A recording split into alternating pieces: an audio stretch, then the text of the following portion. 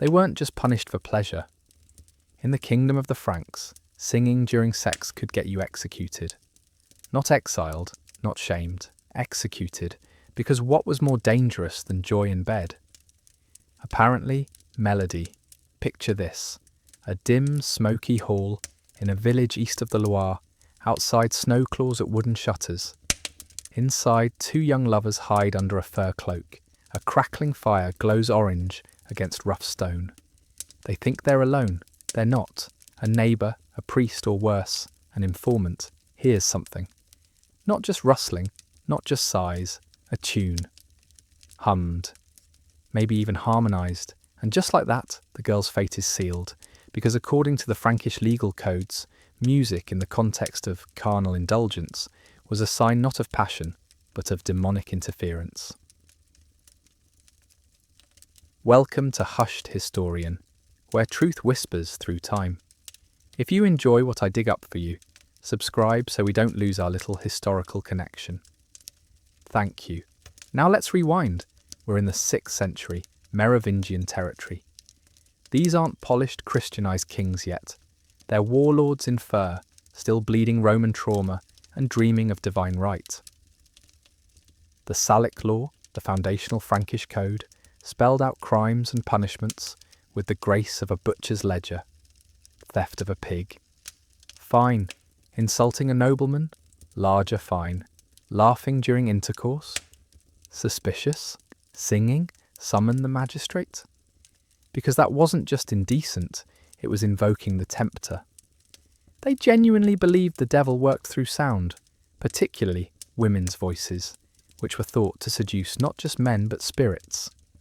A woman laughing during the act was considered possessed by invisible, unclean ones. A woman singing, she was either a witch or worse, a willing partner. And willing partners threatened the entire structure of Frankish power. You see, in Frankish ideology, sex wasn't a mutual act, it was something done to women, not with them. Male dominance was not just marital, it was spiritual. The man was the sanctifier, the woman, the vessel. If the vessel started improvising lyrics mid-act, the whole religious metaphor fell apart. God wasn't in that room anymore. Something darker was humming the chorus. The Lex Salica doesn't spell out singing during sex in our modern phrasing, of course, but hidden in its tangled clauses about female honour and demonic temptation, the implication is clear. A woman who rejoices indecently shall be punished. That wasn't about dancing at festivals, that was about the bedchamber. If she cried out in pleasure, tolerable. If she laughed, borderline. If she sang, she was seducing demons, or worse, encouraging men to feel joy, and a joyful man might forget his place in the church's chain of control. Punishments varied by class. A peasant woman might be whipped, shaved, or confined. A noblewoman caught in song could be put on trial, often under vague charges of sacrilegious delight. Several ecclesiastical records, written centuries later but echoing earlier oral traditions, mention women burned not for fornication itself, but for the manner in which they partook. Humming hymns was forgivable, moaning a love ballad, not so much, but that wasn't even the worst part. Women weren't the only ones punished. If a man was caught responding, matching her melody, say, or allowing the act to become too musical, he too could face consequences. In one legendary, and likely exaggerated tale from the Abbey of Saint-Denis, a Frankish nobleman named Gunther was flogged until unconscious after admitting that his wife sang like the angels while they coupled. The monks didn't think it poetic, they thought it proof of spiritual pollution. So where did this fear come from? Why was music in bed such a horrifying concept? Let's go back a bit. Frankish Christianity, still raw, still fusing Germanic paganism with Roman guilt, was terrified of anything that blurred boundaries. Music was for the church, for war chants, for weddings. Sex was for procreation. The two meeting in the same room, let alone the same breath, that was chaos. And in a culture obsessed with order, chaos needed a punishment. And just when it couldn't get more absurd, we find our first trial transcript. We find our first trial transcript in the records of Rennes, dated somewhere between 683 and 691. The parchment is brittle, half-burned, and warped with mildew, but the ink bleeds out enough horror to make the details sickeningly clear. A woman named Elfrida, no last name, no lineage, was accused of singing the Song of Temptation during what was described as ritual union. Her partner, unnamed, denied hearing anything unusual. Elfrida, however, was not so fortunate.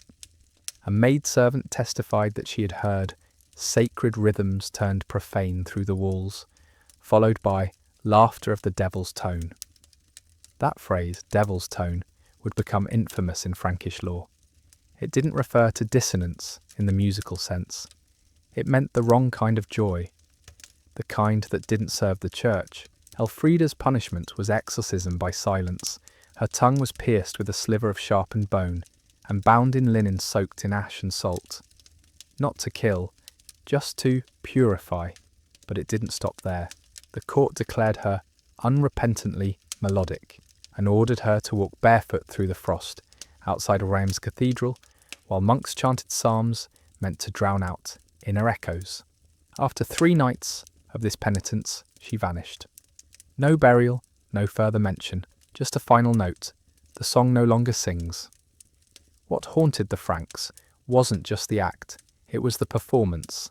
Sex in silence could be forgiven. Sex with sound, especially structured sound, became theatre. And theatre, to them, reeked of heresy, especially when women starred in it. If you think that's bad, wait until you hear about the countersingers. In 722, a strange sect emerged in the region of Metz. Historians still debate whether it was a real movement or an exaggerated rumour passed between paranoid bishops. But the records are there. Accusations of couples engaging in duets of desire, whispering or chanting rhythmic verses to one another during intercourse.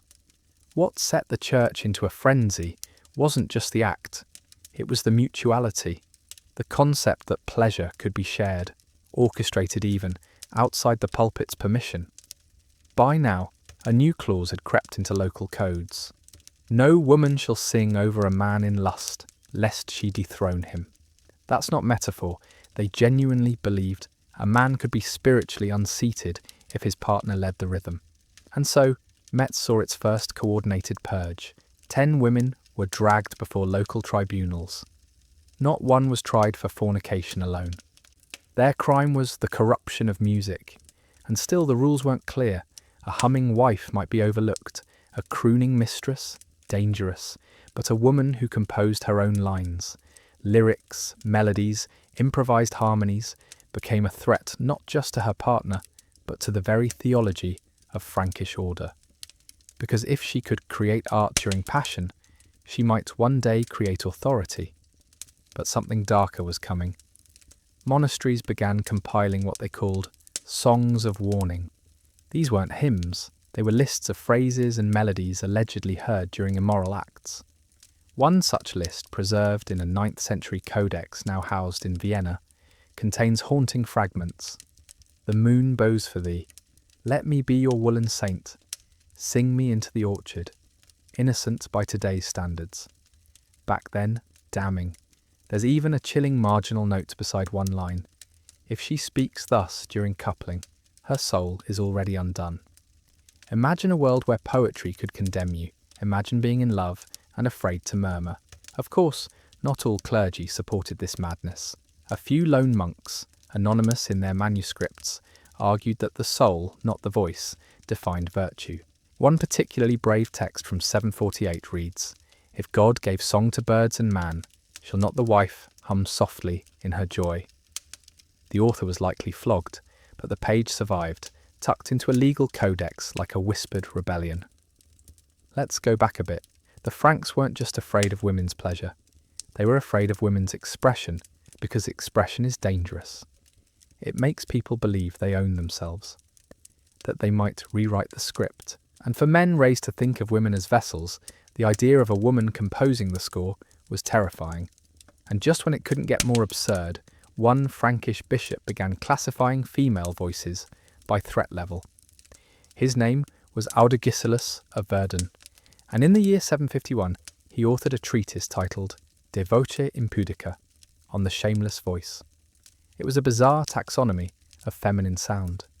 Gentle murmur, forgivable; spirited hum, watch closely; repeating phrases with tonal fluctuation, dangerous; and melodic intention during carnal motion, irredeemable. That last one, he warned, was the devil wearing a woman's throat like a cloak. The image stuck. Other bishops began echoing it in sermons, in court proceedings, even in wedding vows. One could forgive many sins, but not singing while entwined. Audegisilus's writings spread across monastic scriptoria like wildfire across dry parchment. By 760, several local synods had adopted language from his treatise. Brides were warned at marriage that the tongue, if misused in union, becomes a serpent's fork. And worse, husbands were instructed to report any unnatural joy. Yes, joy was now a suspicious emotion, not gratitude, not intimacy. Joy, the bishop's guide, also included test phrases, things women might whisper during the act that were supposedly indicators of corruption. Phrases like, "Do you hear the rhythm of my heart?" or "Sing me your breath." One especially notorious example, "Make music in me." That line, if confessed or overheard, meant immediate penitential judgment. At least 3 women were condemned for it in Rouen alone. And yet, despite the growing paranoia, the melodies persisted. Because humanity, bless it or curse it, has a habit of humming through fear. Even in silence, even under threat, someone somewhere was still brave enough to vocalize tenderness. And so, the church got louder. If you think that's absurd, wait until you hear about the marital chorales. By the late 8th century, clergy across Austrasia and Neustria began issuing official, approved phrases for use during intercourse. Yes, sanctioned phrases, short utterances meant to replace spontaneous moans, giggles, or, God forbid, songs. These included expressions like, "I give thanks for this holy union," or "May our seed be sanctified." Cold, robotic, purified of delight. These weren't just suggestions. In several territories, failure to use one could be cited in annulment hearings. One record from Tours describes a husband filing grievance because his wife cried out in metaphor. She had reportedly said, "I am your field, sing me full." Romantic? Yes. Damnable? Apparently so. She was sentenced to 3 months of silence under the care of a convent, where nuns read from psalms while she scrubbed altars in barefoot penance. But that wasn't even the worst part. The Franks began incorporating voice punishments into physical justice. Women accused of seductive speech were forced to wear tongue cages, iron prongs inserted in the mouth to suppress movement, and paraded through villages. In some regions, their tongues were simply burned. Not amputated, burned. Enough to blister, enough to remind the flesh that it must listen, not lead. It's no coincidence that during this period, lullabies sung by mothers were increasingly replaced by prayers muttered over cradles. The sound of female song, once nurturing, comforting, sacred, was now viewed with suspicion, even in the nursery. Daughters were raised on silence, sons were told to mistrust their mothers' voices, and somewhere in that echo chamber of guilt, Frankish intimacy twisted into performance without applause. Let's go back a bit. Before the church solidified its grasp, early Frankish women sang freely, in pagan rituals, in homes, in fields, even in bed. There are scattered references to heorthas, fire songs, that women would hum during long winters while curled beside their partners. These weren't erotic per se, but intimate. They belonged to the hearth, not the altar, and therein lay the threat. The church didn't just want the bed, it wanted the fire, the metaphor, the meaning. And just when it couldn't get more grotesque, the Carolingians arrived. Their reforms would turn the crackdown into doctrine. The Carolingians didn't just reform laws, they rewrote the moral landscape with ink, iron, and ecclesiastical fire. Under Charlemagne, the Frankish kingdom was repackaged as a Christian empire, complete with liturgical manuals, royal decrees, and a suffocating obsession with uniformity. And in this new imperial order, nothing was more chaotic, more threatening than the autonomous female voice. One of the earliest legal acts under Carolingian reform, the Capitulare de Ordine Publico of 789, includes a peculiar clause. Buried beneath mandates about road repairs and coinage, it reads, "Let no wife sing wantonly, lest she mock the order of heaven." It seems absurd now, but for the Franks, it was deadly serious. The phrase "mock the order of heaven" was legal shorthand for sedition cloaked in pleasure. Music, in their logic, was divine, unless it leaked into the bedroom. Then it became rebellion. The real turning point came with the Admonitio Generalis, a sweeping royal decree issued in 789. Though primarily focused on educational reform, it also prescribed spiritual behaviours for the laity, including what could and could not be sung. One passage, annotated in the margins by a scribe in Aachen, condemns improper melodies murmured by wives during union. And this is key, not just public song, but private, intimate, unheard by anyone but God, and perhaps jealous husbands. What followed was a slow bureaucratic strangling of sensual expression. Church schools trained girls to speak in scripture, not to sing in feeling. Midwives were instructed to report blasphemous utterances heard during childbirth. Confessors asked women not only what they did with their husbands, but what they said. Tone, a rhythm, volume. One penitent was instructed to chant psalms after intercourse for 1 year to purge her of having once murmured in rhythm. Rhythm had become heresy's time signature. If you think that's disturbing, imagine what happened when the state decided to test for temptation. In 810, the Bishop of Lyon, Agobard, composed a list of suggestive cadences said to be overheard in sinful contexts. Though cloaked in theological jargon, the list is a lyrical autopsy. O breath that fills me, you are the harvest of my hunger. Let my hips sing your name. Erotic poetry, yes, but punishable? Apparently so. Agobard advised that any woman heard saying these lines, even in dream confession, should be placed under ecclesiastical supervision. By now, singing wasn't just dangerous, it was diagnostic. A woman's tone could be used to diagnose her soul. Whisper too softly? You were coy? Project too clearly? You were manipulative, improvised verse, witchcraft. In some monasteries, nuns caught humming were gagged with wax, symbolic, sensory, suffocating, but that wasn't even the worst part. The courtly class embraced these doctrines with a perverse kind of pride. Elite Frankish wives were expected to model auditory modesty. Some carried small bells sewn into their hems, not for fashion, but as chastity alarms. If a husband heard them chime in rhythm with passion, it was taken as evidence of premeditated pleasure. In other words, if her body sang, even by accident, she could be accused of rehearsing sin. Let's go back a bit. In older oral cultures, the Gauls, the Celts, the early Germanic tribes, female song had power. It summoned seasons, it sealed marriages, it sent warriors to battle, the voice was sacred. Now under Carolingian orthodoxy, it was a weapon turned inward, a liability, but women remembered, they always do. And so the melodies went underground. We start to see hints of rebellion in herb women's chants, in needlework rhythms, in the lullabies whispered just a little too warmly. A carved comb from the 9th century was found near Nantes bearing an inscription, "She sings where none may hear," subtle, defiant, surviving, and just when it seemed the Franks had choked the last song from the bedchamber, an anonymous poem appeared in a convent scriptorium. The parchment is now cracked, its ink faded, but the words endure. My mouth may not open, but my breath still dances. Judge not the melody, if you never heard the silence. It was unsigned, but the handwriting matches that of a nun, known only as H.L., a woman who, some say, once sang herself into chains. Next, the case of the chained singer. The case of the chained singer begins with a storm.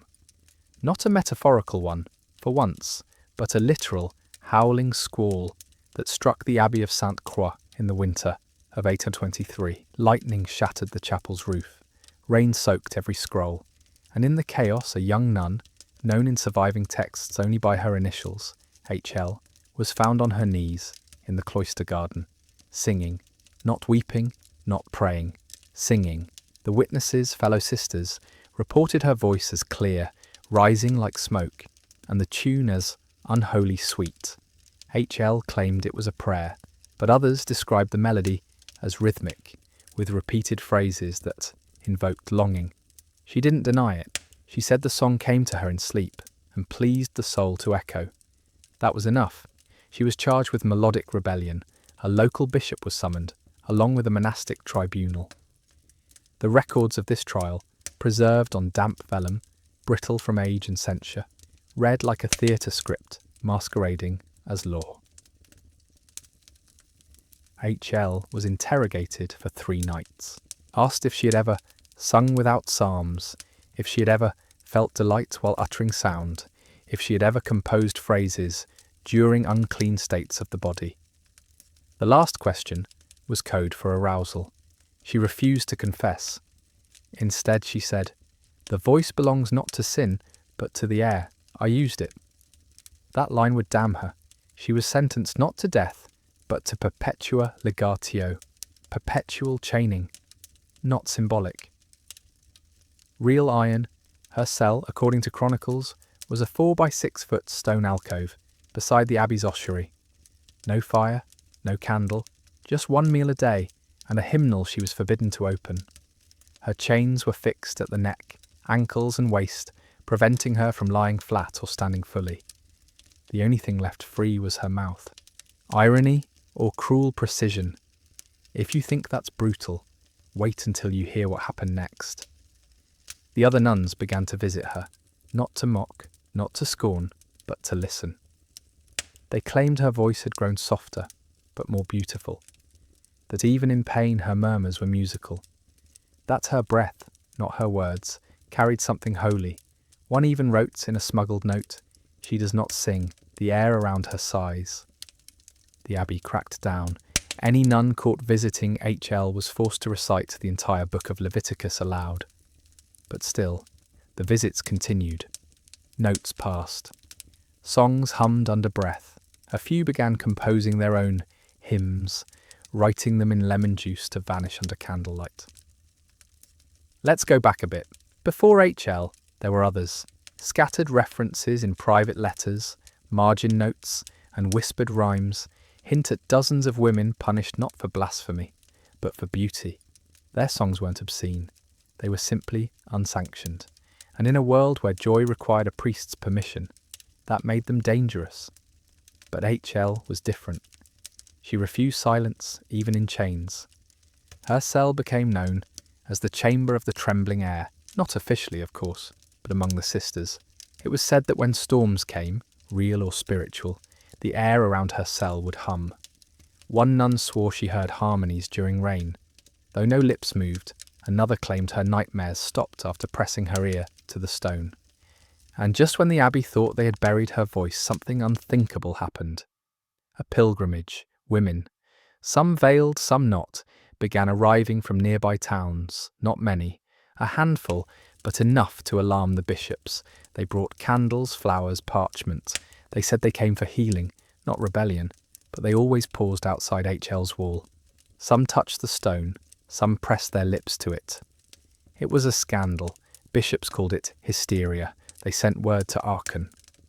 Royal auditors investigated. The abbess was reprimanded, and HL, her chains were not removed. But her name began to appear in the margins of banned texts, not as a martyr, not as a saint, as a presence. Her song never had lyrics. It didn't need them. It was the sound of defiance, low, wordless and breathing, and just when it seemed the melody had ended, we find a scandalous letter from a Carolingian princess who dared to sing. We find that scandalous letter hidden in a bundle of political correspondence, now shelved in the dusty vaults of the Bibliothèque Nationale de France. Dated sometime around 837, it was penned by Rotrud, an illegitimate daughter of Charlemagne. Official histories remember her only briefly, as a noblewoman educated in the convent at Chelles, and as a pawn in a failed marriage alliance with Constantinople. But the letter reveals another truth. She sang, and she sang during union. It's not a long letter, just 213 words in precise, deliberate Latin, written to a confidant, possibly her tutor. It confesses a dream where she sang to her lover, not in shame, but in triumph. My body made music, she writes, not for the court, not for the priests, but for myself, and he listened. That last phrase must have felt like a knife to write, because for a Frankish princess to not only sing during pleasure, but to be heard, was treason of the most intimate kind. She never names the lover, maybe there wasn't one, maybe the dream was the whole rebellion. But what follows in the margins is more daring than any royal decree, scribbled in Rotrud's own hand, recognisable by her unique looping R, is a single line of verse. Let the bed be our cathedral, and your breath the organ's swell. If you think that's poetic, imagine the horror it caused when discovered. The letter wasn't destroyed. Oddly, it was preserved, probably because the clerics needed evidence. It was passed between abbots like a cursed relic. Commentaries were scrawled beside it, each more outraged than the last. Shameful. Flesh worship. One monk suggested she had been touched by the same melodic madness that plagued HL from Sainte Croix. But that wasn't even the worst part.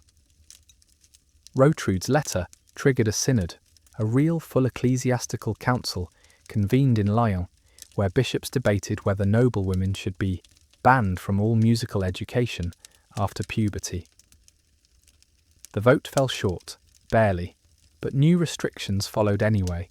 Girls of rank were now trained only in chant and only under male supervision. The harp, once common in noblewomen's chambers, was quietly phased out. The lyre was deemed too sensual in silhouette. Even flutes became suspect, too breathy, too evocative of sighs. Let's go back a bit. Frankish court culture was never free of performance. From the days of Clovis, nobles sang hunting songs, drinking songs, morning dirges, but women's performance had always been hedged in ceremony. They could lament at funerals, they could bless at births, but desire, that had to remain silent, and Rotrud had dared to write it down. Even worse, her dream didn't end in punishment. It ended in listening. Mutuality, heresy in harmony. After the scandal, Rotrud was quietly moved from Chelles to a smaller convent near Artem. The records claim she went willingly, that she repented in silence, but a servant's diary, miraculously preserved, describes her humming as she brushed her hair, soft, low and steady. Not hymn, not chant, something else. And just when you think the story can't twist again, a bishop named Amalric of Sens declares in 840 that a woman's whisper in bed is more dangerous than the devil's trumpet. He wasn't speaking metaphorically.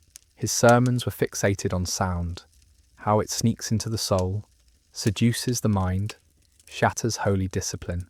Amalric even commissioned a list of forbidden phonemes, combinations of consonant and vowel that when uttered during arousal were considered portals to sin.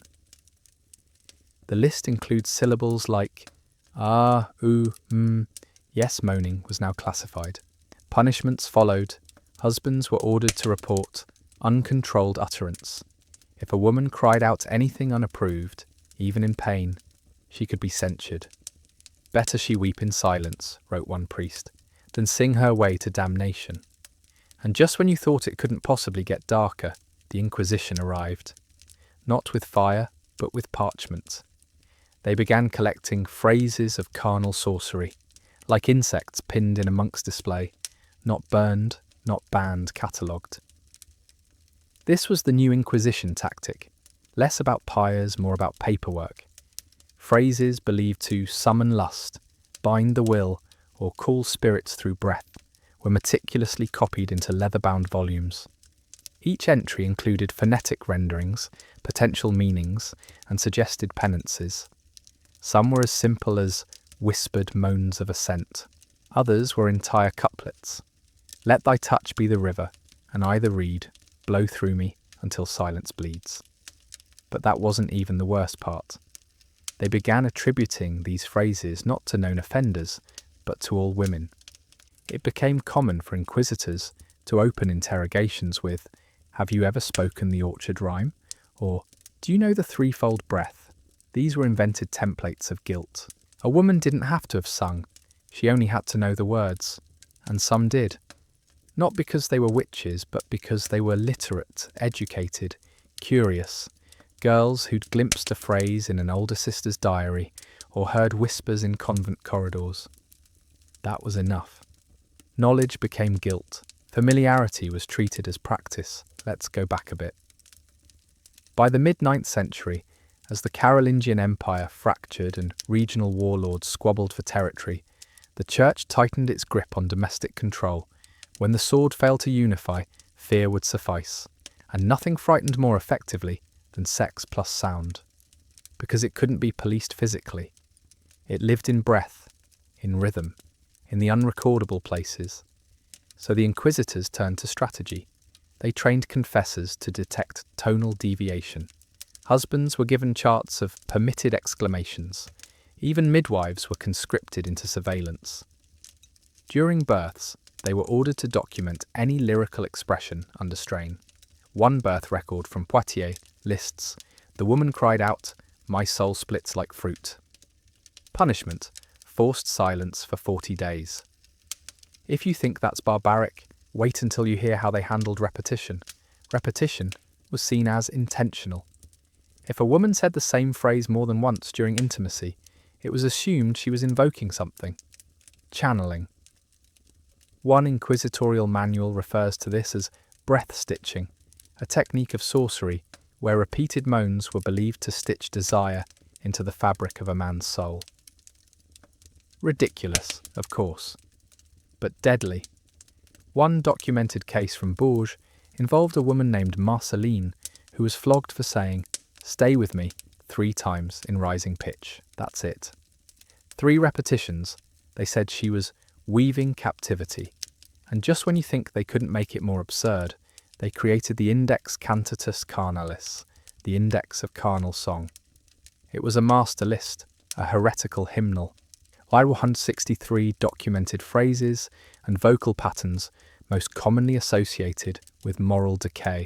Some were poetic, some barely intelligible, but all were forbidden.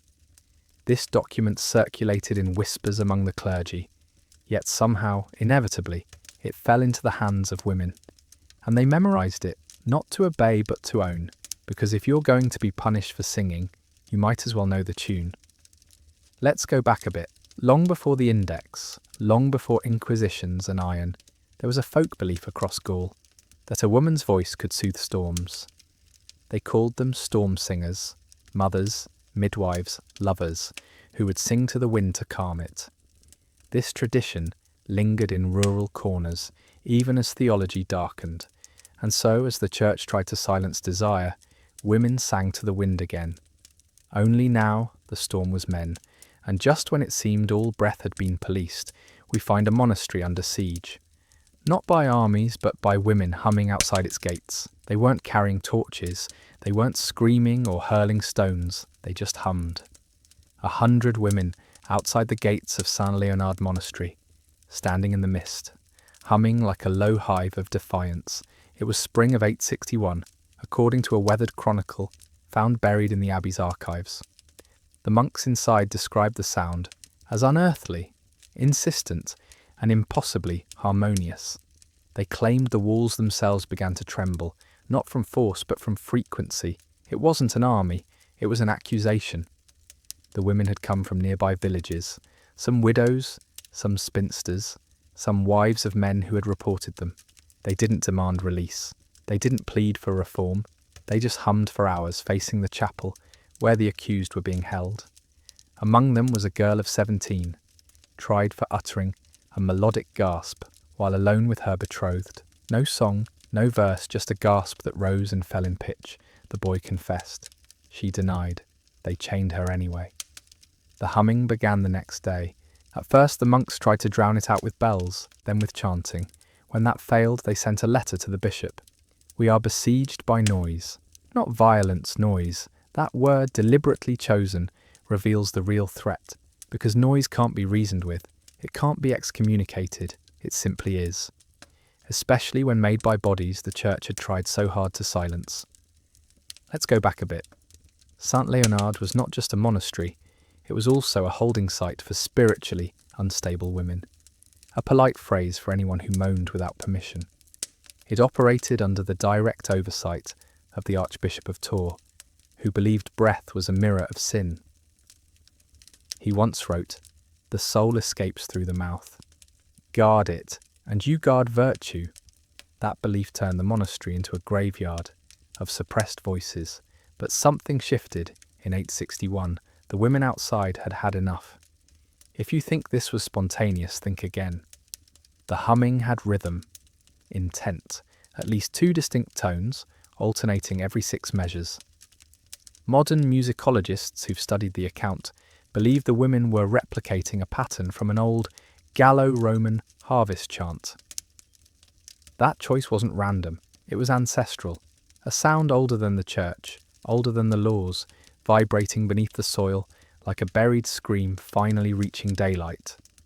And just when the monks thought the siege would break, it spread. Women from neighbouring villages arrived. Then girls from nearby convents, some covered their faces, some exposed their throats, deliberately, as if to say, "This is where it begins. This is what you fear." The monks closed the gates, stopped services, even tried fasting, but the sound continued, every day from matins to vespers.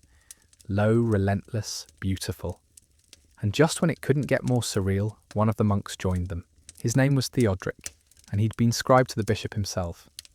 At first he merely paused at the window during the humming. Then he began writing during it, pages and pages of what he called Symphonia Corporis, the harmony of the body. Not pornographic, philosophical. He wrote that the human body in joy resonates, that to punish sound in pleasure was to mutilate the soul's echo. Naturally, they found his manuscript and burned it, but not before 3 pages were copied and hidden inside the abbey's breviary. The last line reads, "Their humming breaks me, and in the break I finally hear myself." And then, silence. On the 10th day, the women stopped. Not because they were defeated, but because they'd done what they came to do. They'd filled the air with forbidden vibration. They'd made the monks feel it, not conceptually, but viscerally. The tremor in the stone, the itch in the teeth, the memory in the blood. The accused girl was not released. She died 2 weeks later from exposure. Her name was not recorded, but that wasn't the end. A nun in the nearby convent of Saint Marthe composed a secret mass, built entirely from hums. No lyrics, no notes, just vowel sounds, stitched in breath. She called it Missa Sussurrata, the whispered mass. The Missa Sussurrata, the whispered mass, began as a secret between 3 nuns. By the end of spring, it had infected an entire convent. Saint Marthe was a modest priory nestled in the hills west of Limoges, known more for its herb garden than its heresies. But in 864, it became ground zero for the most audacious act of musical rebellion since the humming siege of Saint Léonard. The nuns of Saint Marthe didn't sing, they whispered. The mass was recited in breaths and hums, with no vowels sharper than a sigh, no consonants louder than a cough. The rhythm pulsed softly through the stone corridors, like blood under skin. It was designed to be invisible, unprovable, a song you couldn't quite catch but couldn't unhear either. It was brilliance disguised as piety, and just when it seemed like they might get away with it, a visitor arrived. A visiting abbess from Bourges, a strict adherent to the Index Cantatus Carnalis, was invited to witness morning prayers. She heard it instantly. Not lyrics, not tunes, but cadence. She described it later as a breeze that had learned to speak. Her report reached the Archbishop of Limoges within the week. Let's go back a bit. The nuns didn't invent the whispered mass out of thin air. They built it from fragments, scraps of melody remembered from childhood, the soft vowels of field calls, the rhythm of footsteps during labour. These weren't musicians, they were women who'd been denied every tool of musical literacy, so they turned to breath. And in doing so, they created something undetectable, yet unforgettable. If you think the church was confused, you'd be right. Whispering wasn't explicitly banned, breathing wasn't inherently sinful. But organised breath, breath that synchronised across bodies, across faith, across silence, that was witchcraft in the key of subtle. The investigation began quietly. A scribe was sent in disguise as a novice. His notes, found centuries later in a mislabelled box of grain inventories, are equal parts awe and horror. He writes, "They mouth nothing, but I feel it, as if the air thickens with every step, as if prayer has taken form, but without sound. It tempts even me." But that wasn't even the worst part. The mass worked. One nun, previously mute from trauma, began humming again. Another, crippled by chronic pain, reported relief after participating in the whispered vespers. And a third, Sister Adele, said the breaths reminded her of her mother's heartbeat. The first music I ever knew. Word spread. Other convents sent visitors, not officials, sisters, curious ones. And the Missa Sussurrata began to travel. It didn't survive on parchment. It couldn't. It survived in memory, in rhythm, in muscle. It was taught the way secrets are taught, through nearness. And just when the church decided it was time to crush it, the impossible happened. A bishop's niece confessed to knowing it. Her name was Clotilde, barely 16, educated at Saint-Eutrope. She confessed it not as sin, but as a gift. "The sisters of Saint-Marthe taught me," she said. "They taught me to pray without words." The bishop, horrified, demanded names. Clotilde refused. He had her confined, whipped, and subjected to 7 days of forced chanting. She did not break. Let's go back a bit. This was never about singing. It was never about the act. It was about control. Control of the body, the breath, the intimacy that can't be written down. The Franks feared sound not because it was loud, but because it lingered. Echoes are dangerous. They stick in places where dogma can't reach, and the Missa Sussurrata, with no score, no script, no priest, was the echo they couldn't kill. But just when it seemed the church might adapt, a new doctrine emerged, one that would criminalise dreams. The doctrine came cloaked in parchment, not fire. It didn't scream its intentions, it whispered them, like the very heresy it aimed to silence. In 868, the De Somnis in Lititis, on unlawful dreams, was issued by a council of bishops led by the increasingly paranoid Archbishop of Sens. What it proposed was simple: dreaming about song, if the song was erotic in tone or context, constituted a mortal sin. Not the act, the dream. Yes, you heard that right. A melody conjured in your sleep could send you to hell. Let's go back a bit. Dreams had always been suspect in Christian theology. Too chaotic, too pagan, too prophetic in ways the clergy couldn't script. But until now, they were considered morally neutral, spiritual weather. That changed when a nun named Ismarie confessed, under pressure, to dreaming of singing during an embrace, not a hymn, a love song. She claimed the dream ended in tears, not shame but joy. They locked her in a silent cell for 40 days. Bread, water, no speech, no prayer, no human voice, just her and the guilt of unconscious melody. The bishops decided that wasn't enough. The De Somnis in Licitis outlined 4 categories of forbidden dream song: melodic longing, repetitive praise of flesh, choral temptation, and solo seduction. It sounds ridiculous now, but these were cited in real ecclesiastical trials. If a woman reported a dream involving music and desire, it had to be confessed and purged. Even accidental recollection of a tune from such a dream was seen as spiritual contamination. If you think this didn't catch on, think again.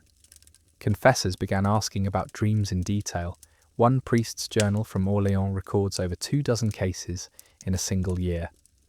Women were asked, "Did you hear rhythm? Were you the singer or the sung to? Did the sound come from above or within you? The questions weren't about clarity, they were about culpability, and just when it couldn't get more surreal, they introduced preventative measures.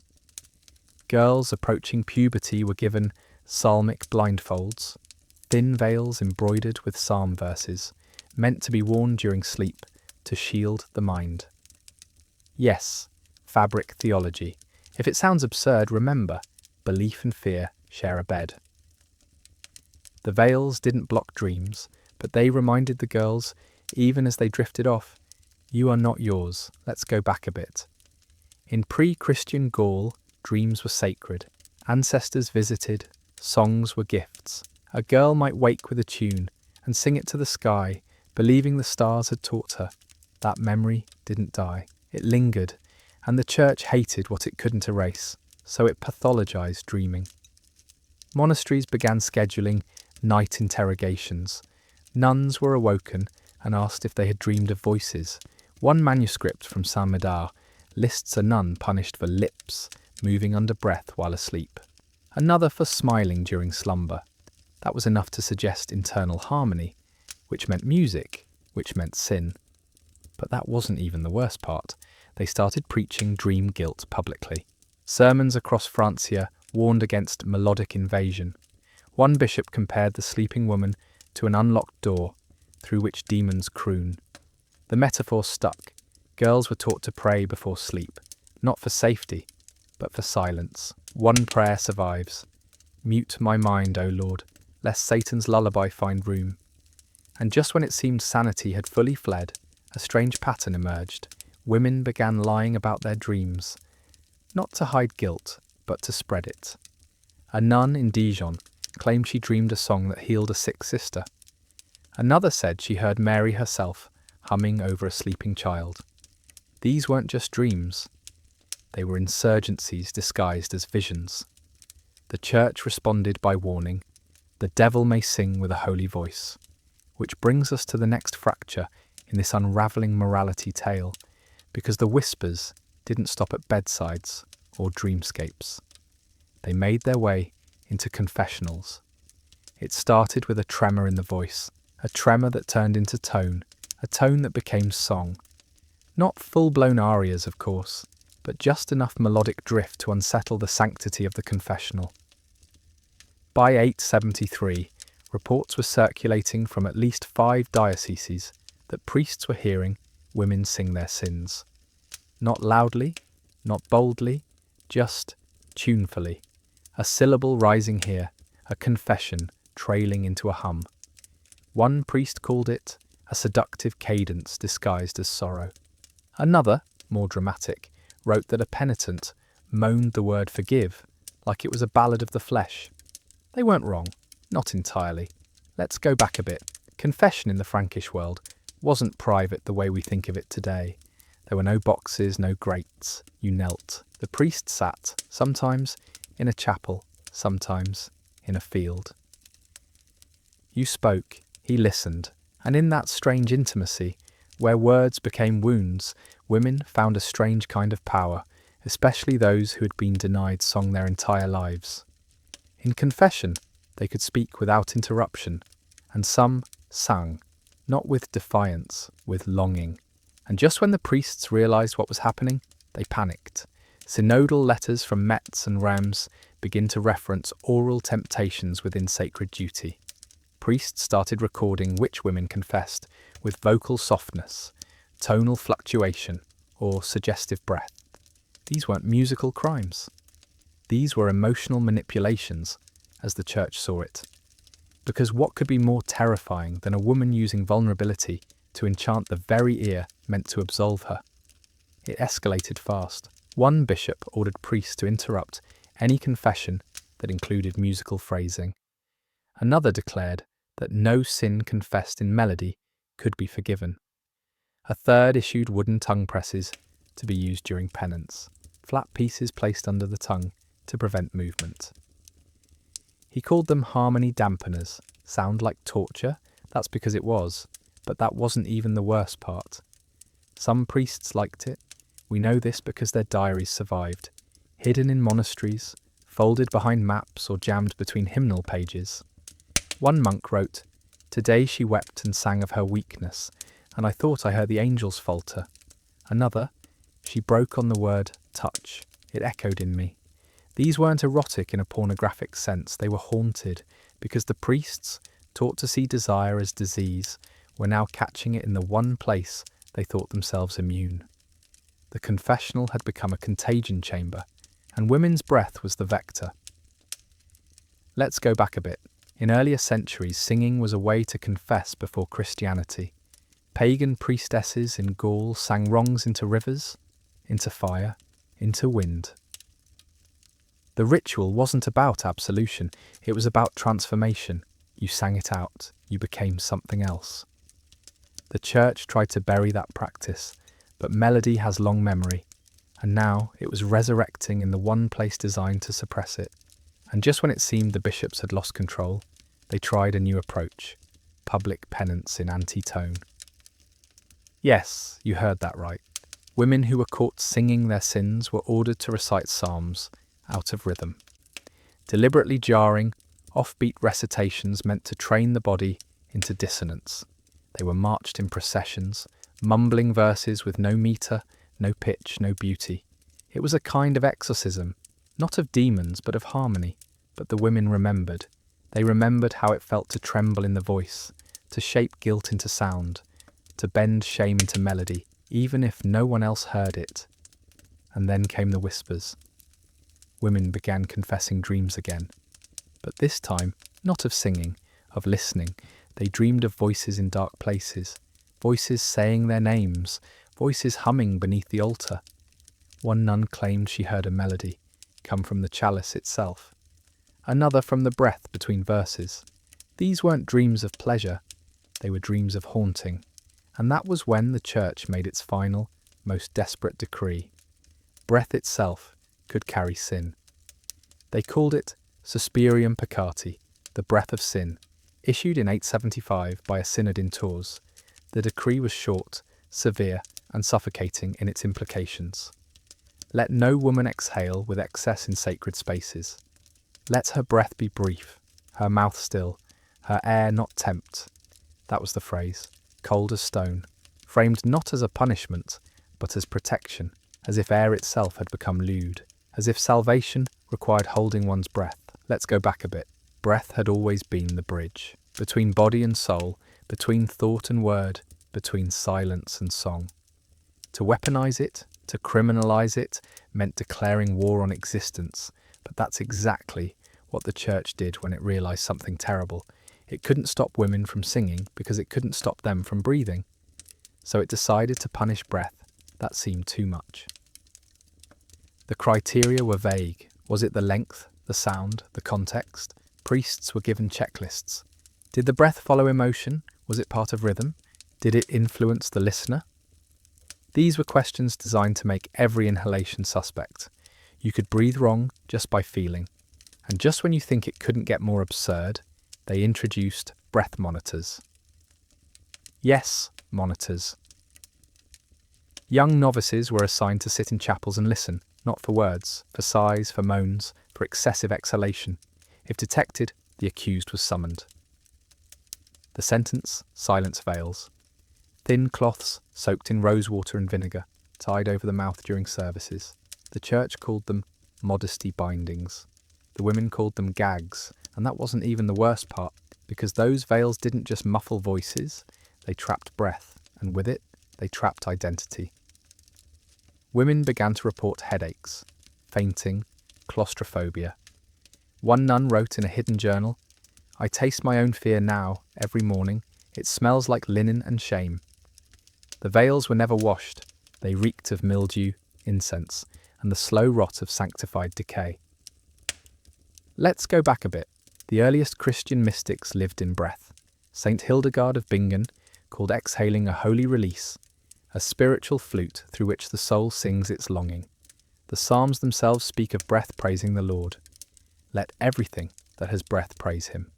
But by 875, that verse was edited in one manuscript to read, "Let everything within breath praise him." Not the act, the concept. Breath could no longer move. It could only exist as potential. And then the rumours started. Women claimed to see breath, not metaphorically, literally. In cold chapels, in candlelight, they swore they saw shapes in the mist of their own mouths. One claimed her breath formed wings. Another said she saw a man's name in hers. These weren't hallucinations. These were acts of hope. The only medium they had left was condensation. But the church moved quickly. A new directive ordered all chapels to increase airflow, to prevent breath visions. Fires were stoked hotter, windows opened wider, and incense was doubled, not to sanctify but to fog, to drown out any sign that breath had shape, and just when it seemed they'd erased all trace of airborne rebellion, a manuscript appeared. No author, no title, just an image, a mouth open, exhaling a swirl of words that circled into birds. It was found in the binding of a bishop's psalter, hidden between Psalm 119 and a blank page. The text beneath the drawing reads, "The song you smother becomes the ghost you fear." The bishops burned the page, but someone with courage and ink copied it. And thus we arrive at the unthinkable, a secret society formed not around books or chants or symbols, but around breath, hidden gatherings, shared inhales, silent choirs of exhalation. They called themselves the Breathers. Not officially, of course. The church never acknowledged them by name, but in the back corners of scriptoriums, in the slanted handwriting of scandalized monks, the term appears: spiritrices, angelantes, les souffleuses, the women who breathed. It wasn't a sect, it wasn't a cult, it was a reaction to silence, to fear, to linen gags and mildew veils, and the unbearable weight of forbidden exhale. It began in Saint-Antoine, a crumbling priory near the edge of the forest, where the walls leaked and the rules bent with the wind. A scribe named Myrène, barely 20, began gathering women after Compline. No psalms, no chants, just breath. In out, in rhythm, not spoken, not moaned, just shared, like wind blowing between reeds. She called it liturgy of the lungs. And just when she thought it might be a passing comfort, the others asked to do it again. And again. And then nightly. Let's go back a bit. Myrène wasn't a mystic. She was a copyist. She spent her days in ink and repetition, transcribing decrees she didn't believe, duplicating rules that choked her. She once wrote in a margin, "My pen knows lies, but my breath still tells truth." That line, copied secretly, became the motto of the Breathers, because truth couldn't be inked. It had to be felt, moved, exhaled, and just when the church started suspecting something was happening, they got distracted. There was a famine, a brief revolt in Aquitaine. The Archbishop of Lyon choked to death on a goosebone. In the gap, the Breathers grew. They weren't just nuns, they were widows, healers, herb sellers, unmarried midwives, women who'd been told their voices were temptations. Now they had no voice, only air, but air, as it turned out, was enough. Meetings spread from priory to barn, from attic to hillside. The ritual was simple: gather, sit, match breath, no talking, no naming, just the rhythm of lungs. It sounds like nothing, but it became everything. Women said they left feeling clearer, calmer. One woman claimed her nightmares stopped. Another said she finally dreamed in music again. But that wasn't even the worst part, from the church's point of view. The Breathers didn't reject religion, they reclaimed it. They began mapping old prayers onto breath cycles. They counted Ave Marias with diaphragm pulses. They whispered Kyrie on inhale, Eleison on exhale, a prayer loop with no volume, only vibration. It was faith made flesh without a single syllable. And then came the exorcism, not of demons, of a nun. Her name was Sabine. She joined the Breathers quietly. But when a fellow sister reported her for groaning in cadence, the abbess summoned an exorcist. The trial was absurd.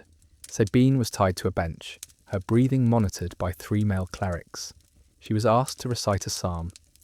When her breath caught at a particular verse, they declared it proof. Proof that her rhythm was haunted. They read her lungs like a spellbook. Sabine didn't scream. She exhaled slowly, deliberately. Her last words before they gagged her were, "If breath is sin, then let God take mine.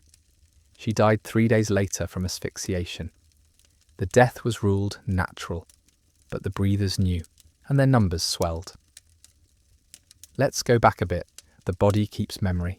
The diaphragm holds pain. And when you exhale among those who understand, it isn't just air, it's confession. That's why the church feared the breathers. Not because they broke rules, but because they shared wounds. And just when the Inquisition began noticing them, something miraculous happened. One priest joined. His name was Father Giraud, parish confessor of a sleepy riverside town called La Charité-sur-Loire. A good man, by most accounts, dutiful, gentle.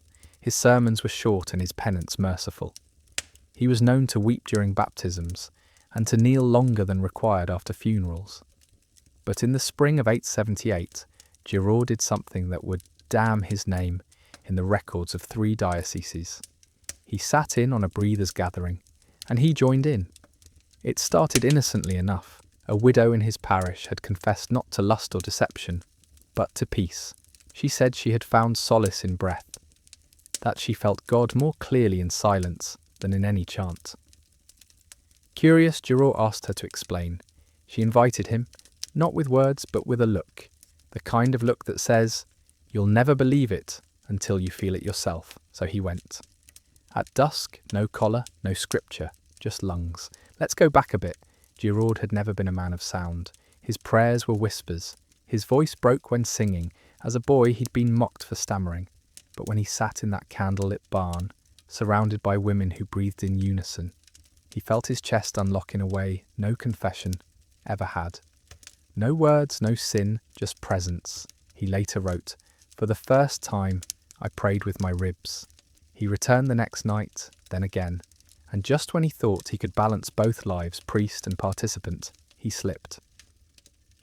During a homily on Pentecost, he paused mid-sermon, closed his eyes and exhaled. Long, slow, audible. It wasn't loud, but it had weight, a pause filled not with silence, but with meaning. The congregation felt it. Some gasped, others bowed their heads, unsure why. A visiting cleric noticed. Within days, Giraud was summoned. They interrogated him gently at first. Did he know of any local gatherings? Had he heard of rhythmic breathing? He lied. Then under pressure, he confessed. Not to sin, but to feeling something holy. That was worse, but that wasn't even the worst part. He tried to teach it, not in secret, in confession. One penitent, a girl grieving her brother, said she couldn't pray anymore. Giraud told her, "Then breathe. Breathe like he did when he was alive. Breathe until it feels like prayer," she told her mother. Her mother told the bishop, and that's when everything fell apart. Let's go back a bit. The church had tolerated eccentricity before. Visionaries, recluses, even the occasional mystic. But shared breath, that was organisation. It was structure without hierarchy, ritual without permission. And when a priest joined, it became contagion. Giraud was defrocked within the month. His last sermon was unrecorded. But a boy who served as altar assistant remembered it. He said Giraud didn't speak. He just stood there, then took one long breath, held it, and bowed. No words, just lungs. The congregation sat in stunned quiet. One old woman whispered, "I felt God move in the space he left." He was exiled to a monastery in the north, forbidden to speak during daylight. He lasted 6 weeks before vanishing. Some say he joined a hidden breathers commune. Others claim he died in silence. But his psalter was found years later in the dirt beneath a willow tree. Pages warped, margins filled with breath notations. Circles, dashes, a code only the lungs could understand. And just when the church tried to erase him, his memory echoed. Other priests began to hesitate, to pause, to wonder what might lie in the space between verse and voice. The breathers were no longer fringe, they were present. Not loud, but constant, like heartbeat. The church had tried bans, gags, guilt, surveillance, but by the year 8080, breath had proven more stubborn than dogma, so they tried something new, something radical. They weaponized the void. It was called the Missa sine cantu, the songless mass. And it wasn't just quiet, it was dead. Let's go back a bit. In theory, Mass had always required sound.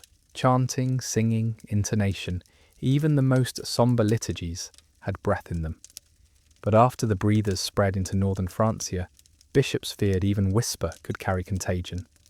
So they created a ritual without rhythm. No hymns, no psalmodic cadence, just spoken monotone. Priests were trained to flatten their voices, like reading from a list of household debts. The Eucharist became an inventory, the prayers, clinical. And just when you think that might dull resistance, it sharpened it, because now congregants felt the silence, not as serenity, as absence. One woman wrote in a letter, "It was like praying into a tomb with no corpse, no warmth, no breath, no echo. The church thought it would smother rebellion, but it made people starve." Let's go back a bit. Music wasn't just ornamentation, it was theology.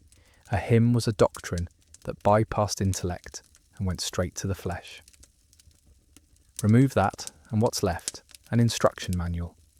The songless Mass turned faith into a recipe, and the soul, predictably, stopped salivating. And then came the accidents. A deacon in Lyon slipped. Halfway through the Missa sine cantu, he ended a prayer with a hum, just a note, a half tone. He was removed mid-Mass and replaced by a mute elder. A week later, a priest in Tours mispronounced Dominus with an upturn of pitch. The congregation gasped, his tongue was bled as penance. But that wasn't even the worst part. Children stopped remembering prayers. Without rhythm, there was no hook, no melody to hang meaning on. A whole generation began parroting lines without comprehension. In a council held in Sens, bishops admitted privately, "The words remain, but the sense is withering." One even remarked, "We have exercised the music but invited the void."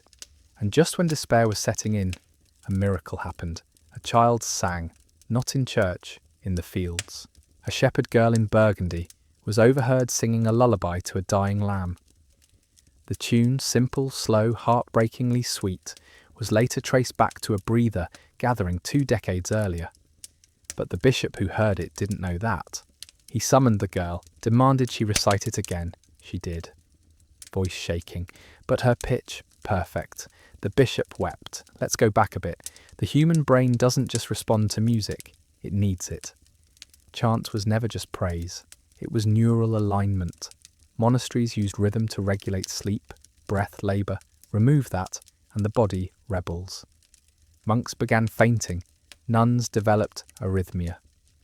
The church had silenced their hymns, but it had also disrupted their hearts. The songless Mass began to collapse under its own emptiness. Slowly, unevenly, some parishes returned to whispered melodies.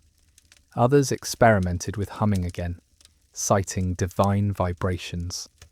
A priest in autumn brought back plain song under the guise of tonal scripture. The bishops, exhausted, looked away. But then came the crack. A scriptor in Reims discovered an old hymn book with marginalia from a nun named Clémence.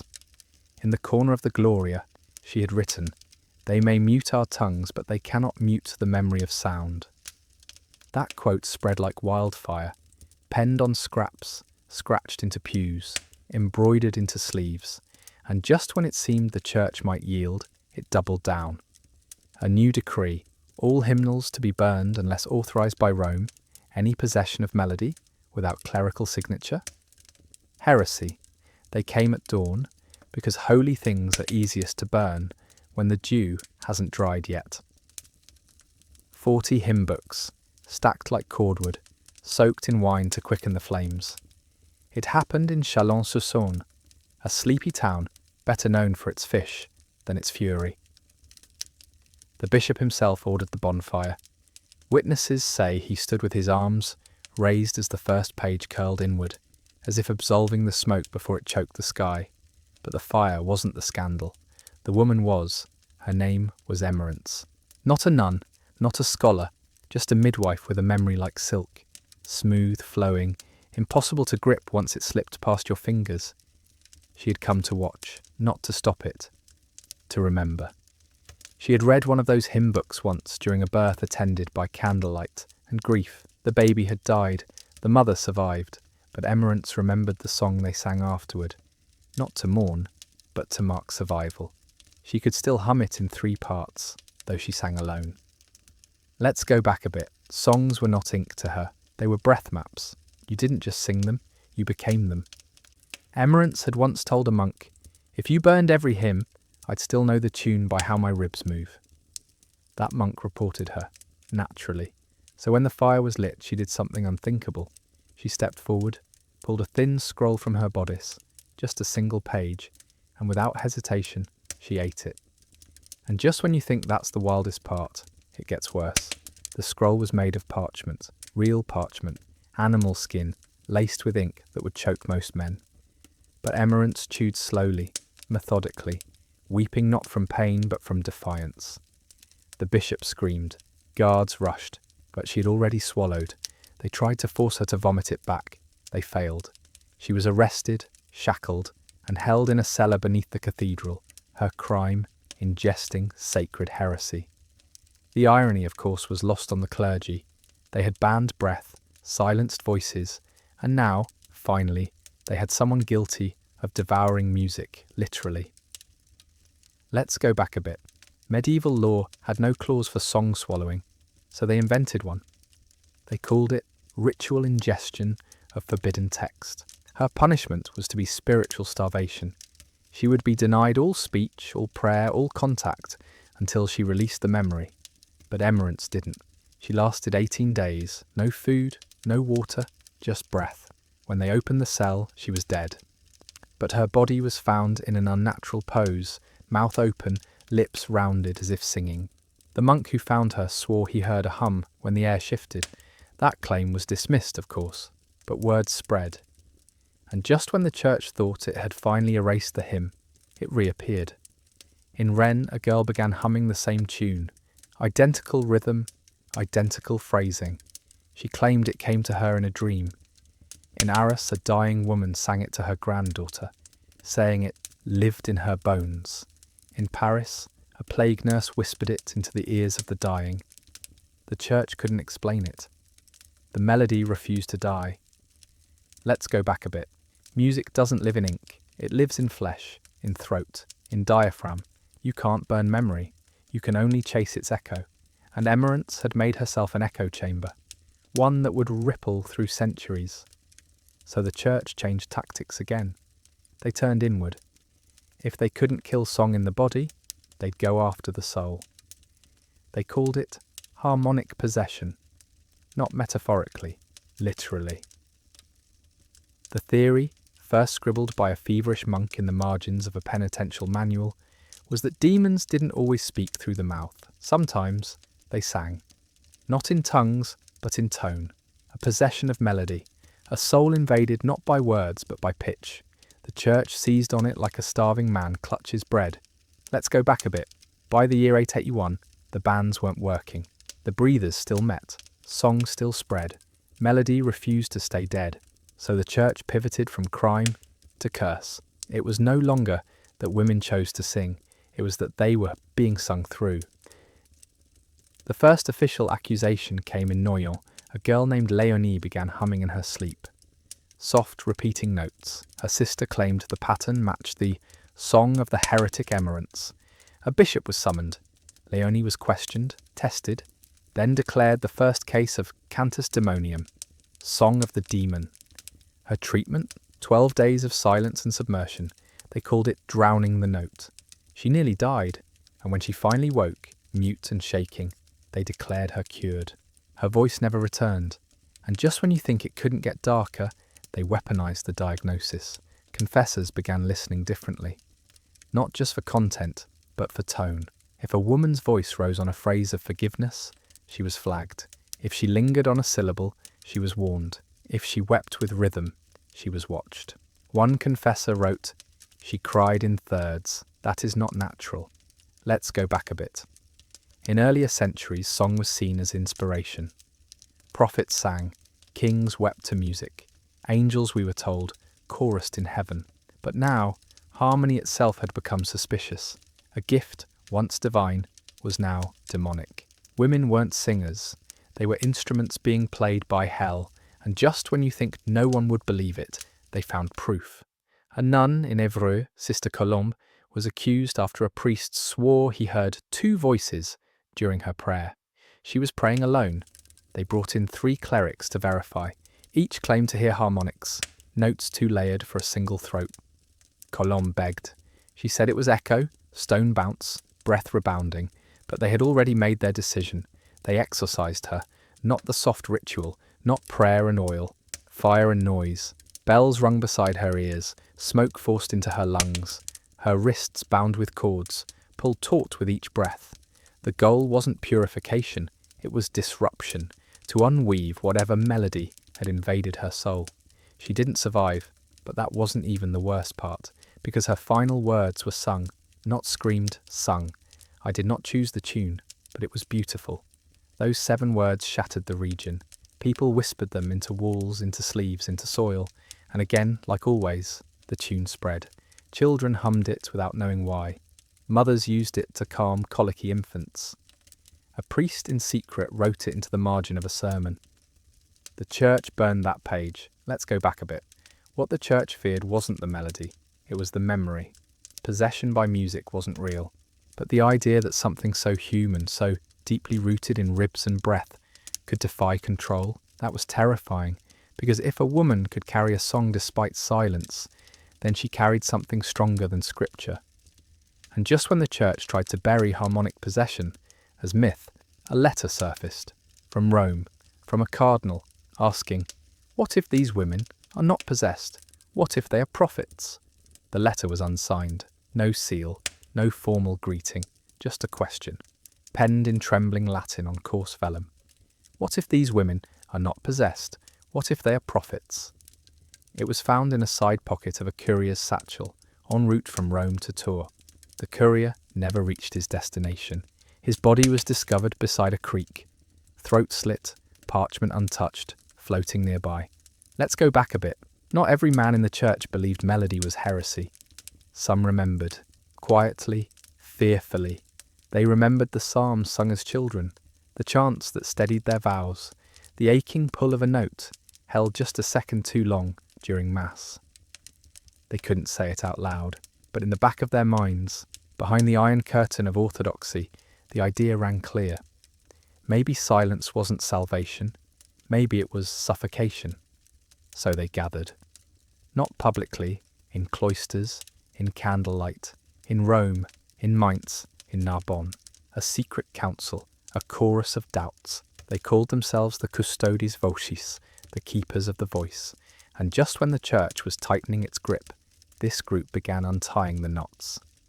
They compiled testimonies, stories of women whose melodies foretold birth, storms, or death, letters from confessors who claimed to feel cleansed by song, not tainted. Accounts of breathers whose gatherings ended in communal weeping, not ecstasy. The evidence didn't scream rebellion. It whispered revelation. Let's go back a bit. Scripture had always been sung.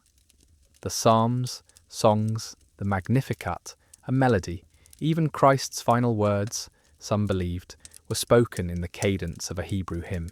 To strip away song was to strip away Christ, and the Custodes knew it. So they proposed something outrageous, a new liturgy, secret subversive, a heavenly recalibration. They called it Missa Reharmonico, not a mass for the people, a mass for the memory. It used fractured plainsong, phrases half remembered, sung in circles, no beginning, no end, voices weaving, breaking, returning. It wasn't beautiful, it was aching, designed to mimic the way grief moves through the lungs, how memory rattles in the ribs, and just when they thought they could keep it hidden, it was heard. In Avignon, a stable boy walking past the bishop's private chapel stopped in his tracks. Inside, voices looped like wind over broken bells. He stood frozen, weeping. It sounded like the sky was trying to remember itself, he later told a deacon. That deacon reported it. The chapel was raided, 2 clerics arrested, the rest fled. One, Father Odin, was later found hung in a bell tower, the note E carved into his palm. But that wasn't even the worst part. the church tried to suppress the Missa Re Harmonico, not by condemning it, but by copying it. They issued a new mass, Missa Caelestis. Official, approved, sterile. It borrowed the spiral structure, but removed the pain, the dissonance, the humanity. It was melody without mourning, a safe echo of the revolution. Let's go back a bit. Art sanitized is art lost, and the women knew it, so they adapted. The breathers began incorporating deliberate errors into their singing. Tiny dissonances, bent notes, breath breaks. Each flaw was a rebellion, a reminder that real faith wobbles, and then came the schism. A council in Verona debated the legitimacy of melodic prophecy. 2 bishops argued for investigation. One was found dead the next week. Another vanished en route to Lyon. Word spread, he who listens hears death. But still, they listened. Because somewhere in the south, in a hidden valley between abbeys, the full Missa Re Harmonico was performed. Not by priests, by women, widows, healers, those who had been silenced. It was said that during the final loop, the sky cracked open, and it rained on only that hill. They wrote it by candlelight, in ink made from crushed berries and soot, on scraps of leather and stolen parchment, not bound, not titled, just fragments, hummed into paper, whispered between cracks in stone. They called it the Book of Breath, and it wasn't a book, not really. It was a memory kit, a survival manual for sound, a spell book written in rhythm. Let's go back a bit. After the failed suppression of the Missa Re Harmonico, the church ramped up surveillance. Monasteries were ordered to audit every song, every hum. Choir books were cross-checked. Even lullabies were scrutinized for unauthorized cadences. Singing became a risk, remembering became a crime. And just when it seemed the breathers would vanish under the weight of silence, they found a loophole. Memory. They began encoding their songs into symbols, not notes, not lyrics, but breath patterns, dashes, curves, circles, drawn like a secret choreography, a code for the diaphragm. If you understood it, you didn't need a voice. Your lungs would know the song. The first piece of the Book of Breath was discovered beneath a bakery in Marseille, hidden behind flour sacks, a parchment stained with what looked like a child's doodles. A monk brought it to a cantor, who wept after decoding it. The pattern formed an ancient chant thought lost.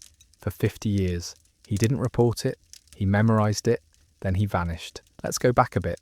The church had always feared heresy in text, but this was different. This wasn't written belief, it was bodily ritual. No words to censor, no phrases to condemn, just shapes. And once you knew the shapes, you couldn't unlearn them.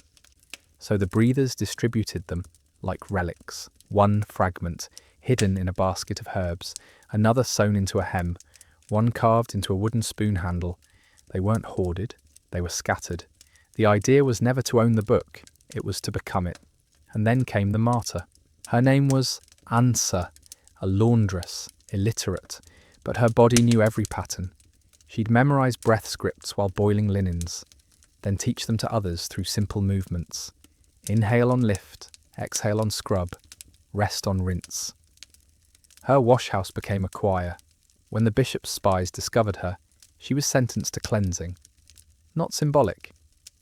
Literal. They tried to wash her lungs. Forced water inhalation. She drowned before the third bowl, but that wasn't even the worst part. They found a fragment inside her sleeve. She had embroidered it in thread the colour of skin. Nearly invisible, it was labelled Echo for the Dead. The moment the priest touched it, 2 of them began humming. They claimed they didn't realise it. They said the rhythm slipped out. The fragment was destroyed, but its pattern had already passed on. Through breath, through bone, through backs bent in labour, and just when you think it couldn't go deeper underground, it did. The breathers stopped hiding their fragments in cloth. They started living them. One midwife timed her delivery pushes to match a breath sequence. One beekeeper claimed his hives hummed in tune with a buried chant. One gravedigger said he could tell which bodies had known the book by how their lungs settled in death. Let's go back a bit. This wasn't about rebellion anymore. It was about preservation. If sound was sacred and speech was banned, then the body had to become the sanctuary. Breath became prayer, ribcage became scripture, memory became church. The church responded with its most drastic edict yet. Any symbol resembling breath mapping was now an anatomical heresy. The edict was absurd even by medieval standards. Any symbol, mark or gesture that mimics or maps the human breath is henceforth to be regarded as anatomical heresy. That was the wording, clear, uncompromising, issued by Bishop Gerard of Sens in 882, after hearing that 3 altar boys had begun exhaling in sync during Mass. His response? Ban the body itself, or at least its memory. Let's go back a bit. Bishop Gerard wasn't a fool. He understood that the breathers were no longer just women in shadows. They were everywhere. Their language wasn't Latin, it was flesh, ribs, lungs, pulses. You couldn't burn that. So he tried something bolder. Rewrite the anatomy. He summoned scholars, monks, even surgeons. The goal? Create a new theological map of the body, one that excluded breath. They called it Corpus Sanctum Reformatus. In it, the lungs were renamed Vessels of Humility. The diaphragm was rebranded Barrier of Restraint. The trachea, Ladder of Temperance. Every breath-related term was repurposed to imply submission, not spirit. The body wasn't divine anymore. It was docile. And just when they thought this would fix the heresy, a woman named Law broke the map. Let's go back a bit. Law was a candle maker, nothing grand. She worked wax with her hands and her breath, cooling, melting, shaping. Her candles were known to burn steadier, longer. Some said they hummed faintly when lit. She laughed at the rumour, until the bishop's men confiscated her moulds.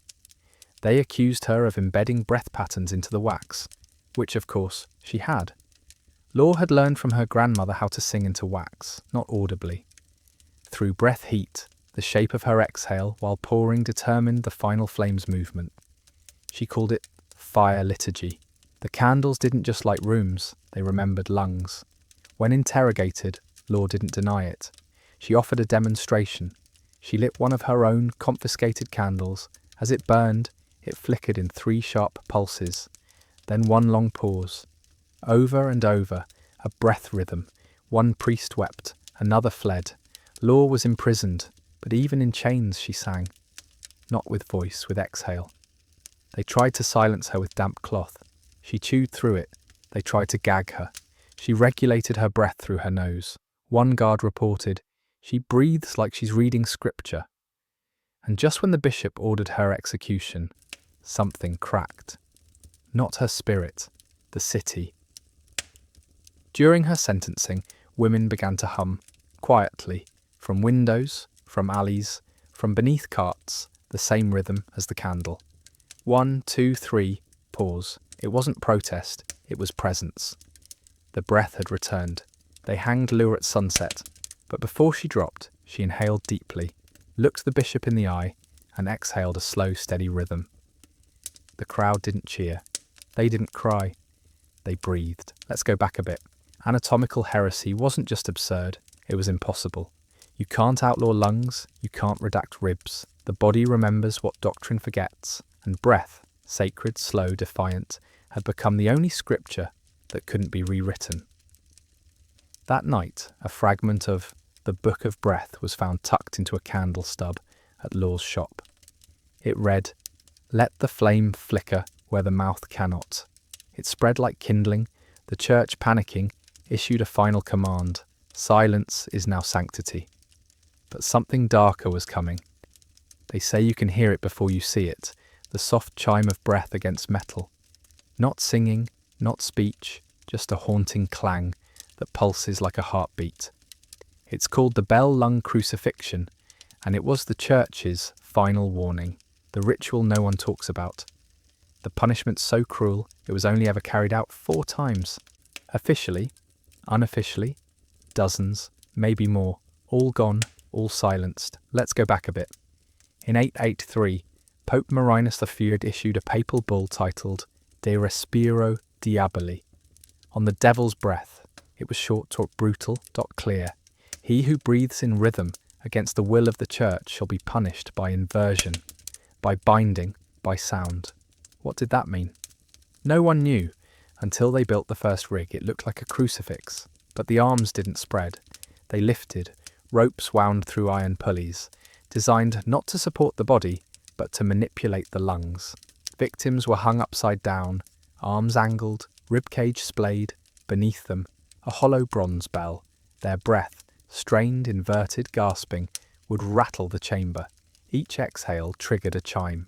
The church called it a cleansing by dissonance. The first victim was a nun named Odile, her only crime, sighing in rhythm during a funeral. A cardinal in attendance claimed the sigh wasn't grief, it was invocation. She was taken at night, no trial, no confession, just bound, inverted, suspended, her body convulsed, her ribs cracked, but the worst part, the bell. Each breath she couldn't suppress rang out into the cathedral. Chime, gasp, for 7 hours. By morning, the bell had gone silent, and just when the church thought this would end the breathers, it ignited something else entirely. Let's go back a bit. Pain doesn't silence faith, it amplifies it. Odile's bell became legend.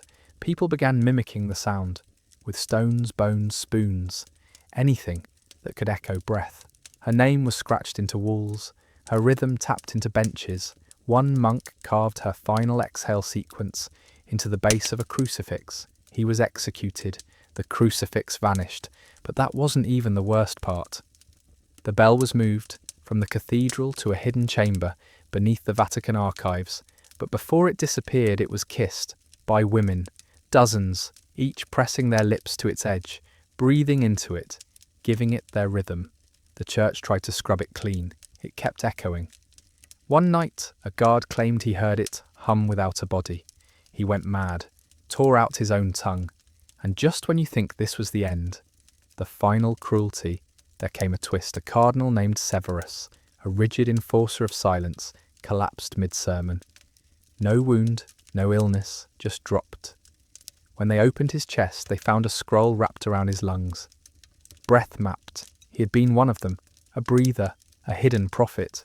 He had sung in his sleep for decades, unnoticed. Let's go back a bit. This wasn't about music anymore. It wasn't even about heresy. It was about control. The church feared what it couldn't script. A breath, after all, isn't teachable. It arrives. It leaves. It defies doctrine.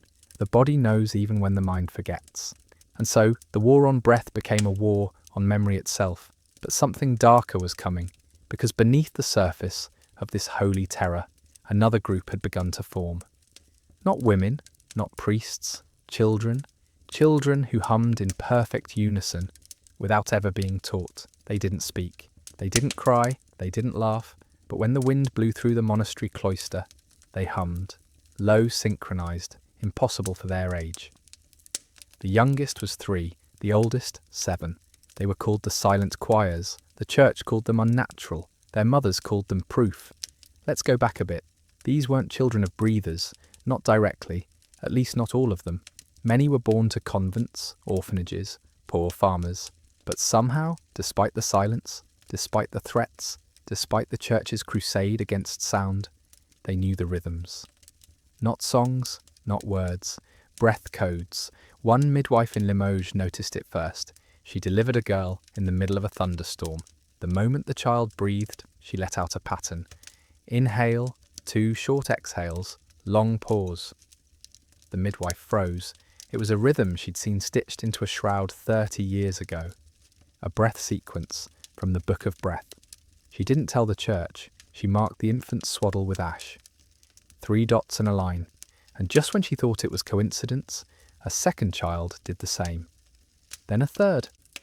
Let's go back a bit. Rhythmic breath isn't inherited. It's taught, or so we thought. But these children didn't need teaching. When grouped together, they aligned naturally. One boy in Orléans was observed pacing his breath to match a girl he'd never met. They synchronized in under a minute. No signal, no prompt. Word spread. Priests panicked. They called it inherited heresy. The idea that melody had become genetic. That the rhythm of resistance now lived in marrow, not memory. One theologian wrote, "If truth is passed through blood, then scripture is no longer safe." He was dismissed for hysteria, his notes were seized. But that wasn't even the worst part. Some children could harmonise. In Artois, 5 were placed in a monastery infirmary. One evening, a scribe heard faint sound, like wind through reed. He entered the room. The children were seated in a circle, eyes closed, no words, just breath. The scribe fell to his knees, later claiming he heard a prayer not written, but born. The church intervened. The children were separated, interrogated, monitored, but their silence only grew more musical. One girl exhaled in pentatonic sequence while asleep. A boy was caught whistling in a pattern that, when translated by breath mapping, matched a lost passage of the Missa Re Harmonico. So the church reactivated an old tool. They brought back the bell-lung crucifixion. This time, on a child. Let's go back a bit. His name was Seraphin, 6 years old. He had been seen leading other children in silent breath prayers, not speaking, just breathing. The bishop declared him a vessel, not possessed, not prophetic contaminated. He was taken to the crypt beneath Rouen Cathedral. The bell, smaller now, adjusted for size, was hung beneath his suspended body. The sounds were unbearable. The rhythm was pure, and just when the priest prepared to record the sequence, Seraphin exhaled one last time. The bell shattered. It didn't crack, it exploded, shards embedded into stone. They buried him in silence. But it was too late. The children had scattered. Their breath patterns now roamed. Markets, fields, rivers. They didn't need hymnals. They were hymnals, walking scores of inherited resistance. Let's go back a bit. The church didn't lose control because of rebellion. It lost control because breath proved stronger than speech. Memory, stronger than decree. And rhythm, innate, ungoverned, could pass through the womb untouched. It started as a cough, nothing grand, just a catch in the throat during morning mass. Pope Marinus. I paused, raised a finger, cleared it gently, then continued reading, but the sound echoed, not once, twice, a mirrored rhythm, the same cadence, the same break, the same pause. His breath wasn't his. Let's go back a bit. By this point, the church had burned hundreds of texts, silenced dozens of prophets, and buried children in unmarked graves. The war on breath had become a full-blown purge, but what no one expected, what no bishop even imagined, was that the virus of rhythm had crept into the very papal lungs. Marinus didn't notice at first. He'd murmur in sleep, hum unconsciously while reading. Servants reported soft whistling while he bathed. One claimed he could hear a pattern. Inhale, pause, double exhale, mimicking the old breather fragments. The claim was dismissed, but then it happened during Mass, and just when the cardinals tried to brush it off, it happened again. Marinus stood during a homily, a routine blessing. Et Spiritus Sanctus. Then he exhaled, but it wasn't normal. It carried a tone of vibration. The choir behind him stumbled. The head cantor dropped his scroll. The breath had a tune, and not just any tune. It was the same sequence sung by Sister Colombe before her death, the same pattern hummed by Seraphin. The papal lungs had become a vessel. Let's go back a bit. Marinus had a mother. Everyone does. But his was never named in records. Some whispered she was a heretic from Metz. Others believed she died in childbirth, but one archived confession, sealed, misfiled, claimed that a midwife had once hidden a breather infant within a noble house. No one ever confirmed the name, but the math fit, the location, the rhythm. Pope Marinus had inherited the breath, and just when he realised it, he panicked. He ordered every physician in Rome to examine his chest. They found nothing. He asked monks to anoint his ribs. Still it persisted. In private, he consulted a cantor who had once been excommunicated for rhythmic phrasing. The cantor listened to the Pope's breathing and wept. "You carry the fifth pulse," he said, "the rhythm of renewal." Marinus struck him, but he didn't kill him. Let's go back a bit. The fifth pulse was a myth, a rumoured breath pattern said to awaken during great spiritual upheaval. It was described in one of the earliest breather fragments, a wind that folds, stutters, lifts, and then forgets. No one had ever proven it until now. Marinus began hearing it in everything: the flapping of banners, the coughs of cardinals, even the pigeons on St. Peter's roof. It wasn't madness, it was recognition. The world around him had always been rhythmic. He had just ignored the sync, but that wasn't even the worst part. He began writing it down. At night, Marinus would trace breath maps beneath his bed, on parchment, on walls, on himself. He even carved one into the inside of his signet ring. They found it years later. 4 notches, a pause, then 2 more. The same pattern sung by Emerance, and then he disappeared. Not dead, not overthrown. Disappeared. Some say he left Rome cloaked as a penitent. Others claim he walked into the sea. One theory, he joined the silent choirs, became their protector, their voice, but the papacy didn't wait. A new pope was chosen within days, one who promised to never breathe out of turn. The bells rang clean that Easter morning, crisp, ceremonial, untainted. Cardinals filed into St. Peter's like robed statues, each bearing polished Latin etched into gold-rimmed pages. Incense floated like ghost silk. Not a note of deviation. Every movement, measured, every breath, silent. It was the perfect mass until the girl sang. Let's go back a bit. She wasn't supposed to be there, or rather, she wasn't supposed to exist. Her name, never recorded, her face, never described. Just a whisper. The ash-haired one. Rumoured to be the daughter of a breather midwife and a vanished cantor. She had grown up mute, or so they thought. Until that day, she wasn't seated in the pews, she was in the rafters, high above the congregation, hidden behind stone fretwork and velvet drapes, a stowaway, waiting, listening. Her breath synced with the choir, but one measure behind, like a shadow. The moment came during the Gloria, and just when the tenors reached the final refrain, in Excelsis Deo, she exhaled.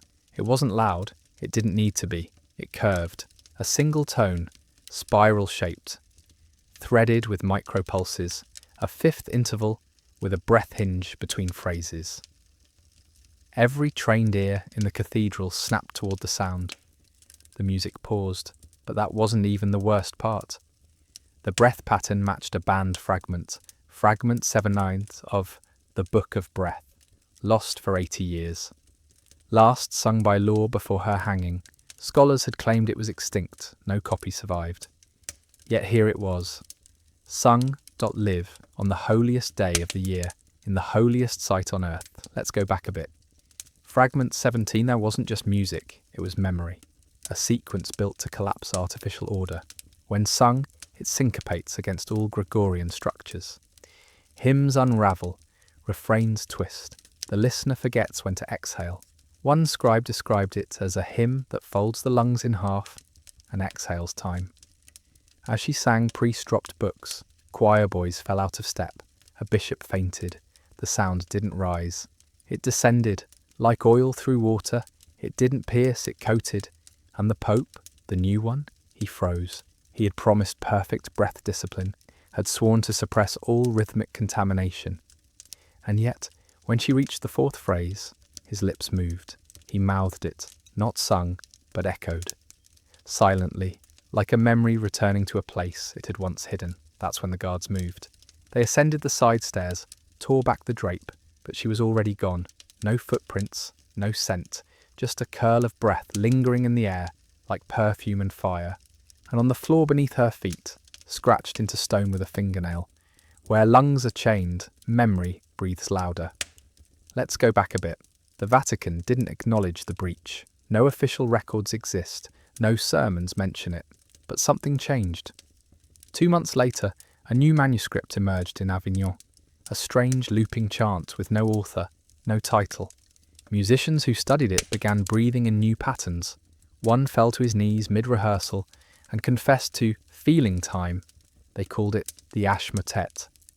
And just when the church thought it could suppress the motet too, it spread faster than plague. It couldn't be contained. Why? Because it had no melody. It was melody. Every breath became suspicious. Every child hum monitored.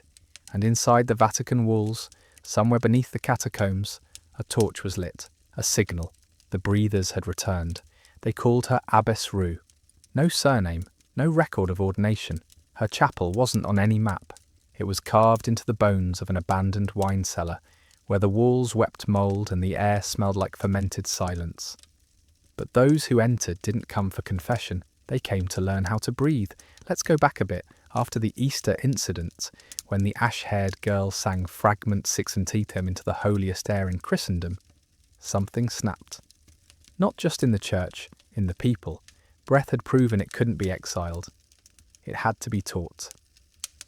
Rue had once been a Benedictine, a strict one, known for her austerity, her control, until she fainted mid-chant one autumn morning and whispered, unconsciously, a rhythm buried for decades. She was excommunicated, but instead of vanishing, she went underground. Literally. Her school began with 4 women, all mute, all branded heretics. Rue taught them without words. She used taps, pressures, pulse synchrony. Each lesson started with stillness, then breath, then shape, then sound. And just when they could hold a tone for 42 seconds, she taught them the stop song. Let's go back a bit. The stop song wasn't sung, it was willed, a precise arrangement of diaphragmatic contraction and glottal pulse. When executed correctly, it produced a sound wave so low it couldn't be heard, only felt. It didn't pierce ears. It disrupted rhythms. A cardinal who heard it once described it as a silence that kicked my spine. Rue had discovered it by accident. After a coughing fit, she'd noticed the air around her seemed to pause. Candles flickered inward. A dog stopped barking. She spent 2 years trying to replicate it. The result was a technique that could stall the heartbeat of any trained listener. Not kill, just interrupt, and that wasn't even the worst part. She tested it.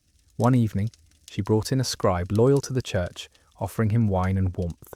As they spoke, she began the pattern. Soft pulses, low breath, no melody. Within 5 minutes, he collapsed. No wounds, no pain, just stopped. His heart stalled for 14 seconds. He revived gasping, eyes wide. He wept, not from fear, from recognition. He joined the school the next week. Let's go back a bit. The church had grown lazy, overconfident. After silencing the known breathers and controlling manuscript flow, they assumed the war was won. But the breath had mutated. It had grown teeth. The Ash Motet was just a symptom. The stop song? That was the weapon. Rue trained her students to wield it like daggers. But she didn't teach everyone. Only those with what she called pulse memory, a rare ability to internalize rhythm at birth. These students could slow their breath to 3 inhales per minute. They could harmonize with footsteps. One even claimed to hear wind in modes. And just when the school reached 20 members, it vanished. Overnight, no trace, no scrolls, no ashes, just a single mark left on the cellar wall, a ring of soot with a breath map carved inside. But that wasn't the end.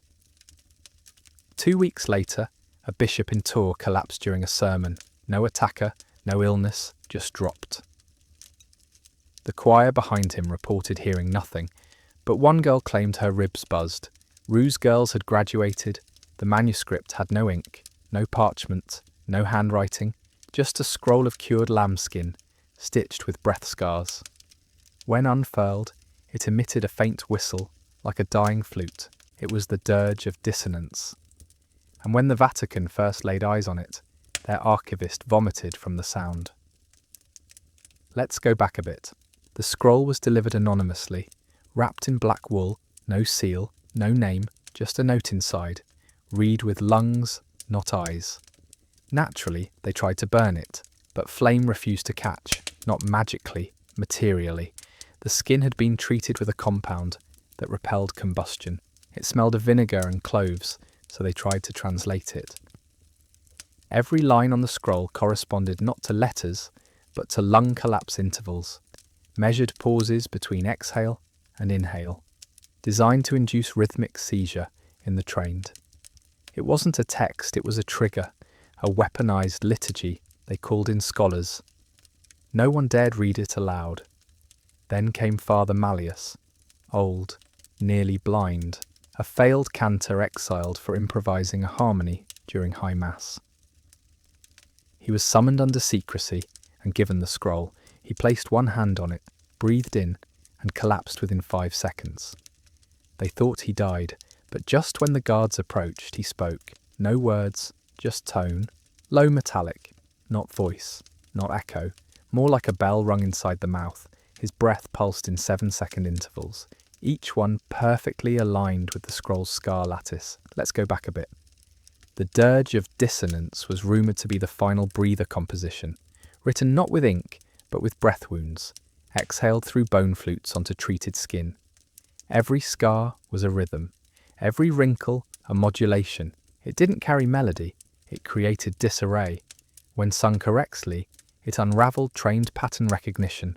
Musicians forgot key signatures, priests forgot prayers, even architects reportedly forgot how arches worked. The church called it structural heresy, and just when Father Malleus recovered, he revealed something worse. He had memorized it. They locked him in a soundproof chamber beneath the Vatican, fed him through a slit, monitored his pulse, but that wasn't enough. Within a week, 6 guards had begun breathing in his rhythm. They replaced the guards. It happened again. Breath spread like fire, unseen, unstoppable. Let's go back a bit. The church, now in full panic, initiated Protocol Vox Null, Voice Zero. It involved daily breath audits for clergy, randomized chant interruptions, and the permanent removal of all wind instruments from worship. Choirs were dissolved, priests were forbidden to hum, but it didn't stop the dirge, because the dirge wasn't a performance, it was a state. Once inside you, it replicated, adapted. It could be tapped with fingers, murmured through footsteps, breathed through a sigh. The church turned to confession. One monk, Brother Laurent, claimed he had seen the dirge taught backward, that someone had discovered its inversion, a counter-rhythm that could neutralize its effects. But when asked to reproduce it, he wept and said, "My breath isn't strong enough." They hanged him 2 days later, and just when it couldn't get worse, fragments of the dirge began appearing in children's games. One hopscotch rhyme in Avignon matched line 7. A skipping pattern in Lyon matched line 13. The Vatican realised something horrifying. Ruse students had distributed the dirge through play. Let's go back a bit. This wasn't just rebellion, it was evolution. The breath no longer needed lungs trained in secret. It had passed into rhythm itself, into body memory, into casual motion. The war on voice had created an underground empire of silence that hummed beneath every liturgy. They named it exsufflatio, Latin for the blowing out. But it wasn't a ceremony, it was a purge, a ritual so severe, so final, it was only whispered in the margins of one banned codex, inked in crushed ash and dried lung oil. When the Vatican resurrected it, even the executioners hesitated. Let's go back a bit. By now, the church was losing grip. The dirge of dissonance had infected markets, monasteries, motherhood. Children coughed in fifths. Bakers kneaded dough in syncopation. Birds changed migratory rhythms.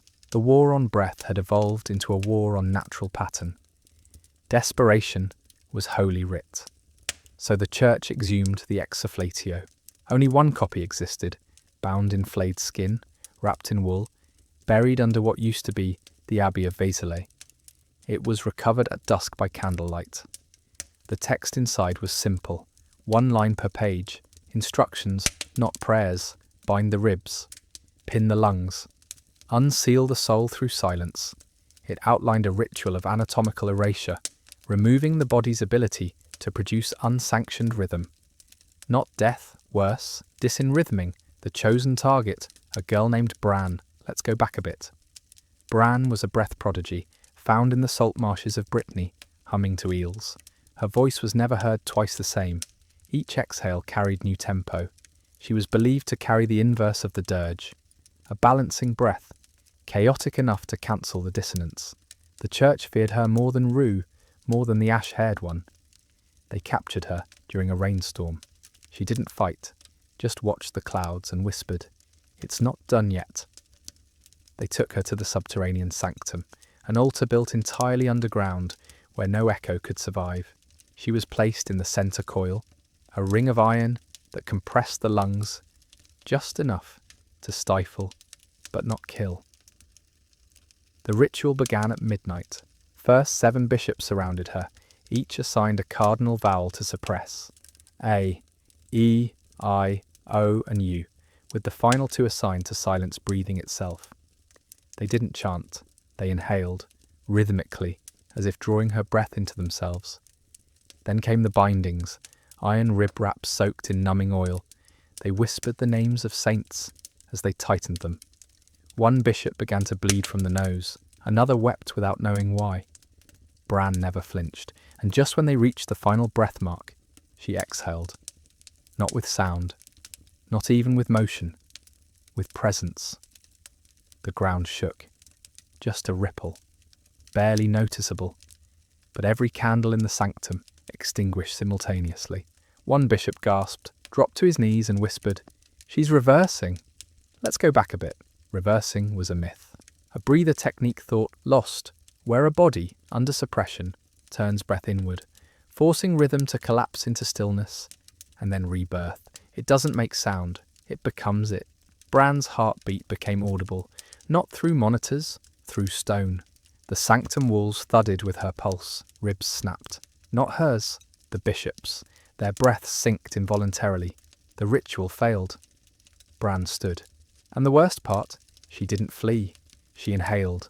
A sound like wind through ruins flooded the sanctum. One by one, the bishops collapsed. Not dead, just rhythmically emptied. Breathless, yet alive. Silenced by balance. Dissonance met its match. She left a single word etched into the floor with her toe. Return. Let's go back a bit. Exaflatio was meant to erase rhythm. Instead, it exposed the church's last secret. Rhythm can't be destroyed, only transmuted. He thought it was a joke, a prank, a misplaced vellum tucked between hymnal sheets to give some weary monk a chuckle. But when archivist Belland cracked open the final vault of the Vatican's Forbidden Codex room, he found it, the Book of Breath, complete, bound, and 1 page short. Let's go back a bit. The Book of Breath was supposed to be myth, a parable about sonic rebellion, a warning text used in choir schools to scare novitiates away from inventive phrasing. Its existence was denied in 7 papal bulls. But somewhere, deep in the rubble of war-razed Benedictine ruins, fragments had survived. And just when Belland thought he'd seen every forbidden manuscript left to man, a lead box arrived, unmarked. No courier, no seal. Inside, wrapped in red sheep's wool, lay the book. It hummed, not in tone, in feel. His hands buzzed holding it, like pressing on a living throat. The cover, made of wax-stitched lung, every suture a note. Belland opened it carefully. Gloves on, ink-breathing lantern lit. What he read wasn't Latin or Greek or Aramaic. It was rhythm script, patterns of pressure, shaped for breath, not eyes. Each symbol corresponded to a set of inhalations, placed precisely to regulate the flow of the body. Reading it aloud without training would snap your vocal cords in 2. But Belland was no amateur. He didn't read it, he felt it. Each page a ritual, some blessed, some cursed, some both. There were prayers for birth, death, mourning, even betrayal. There were chants that reversed sleep, and incantations that changed sweat into incense. One section described how to hum through mourning without being caught. Another taught silence through fasting, but that wasn't even the worst part. The last page was missing.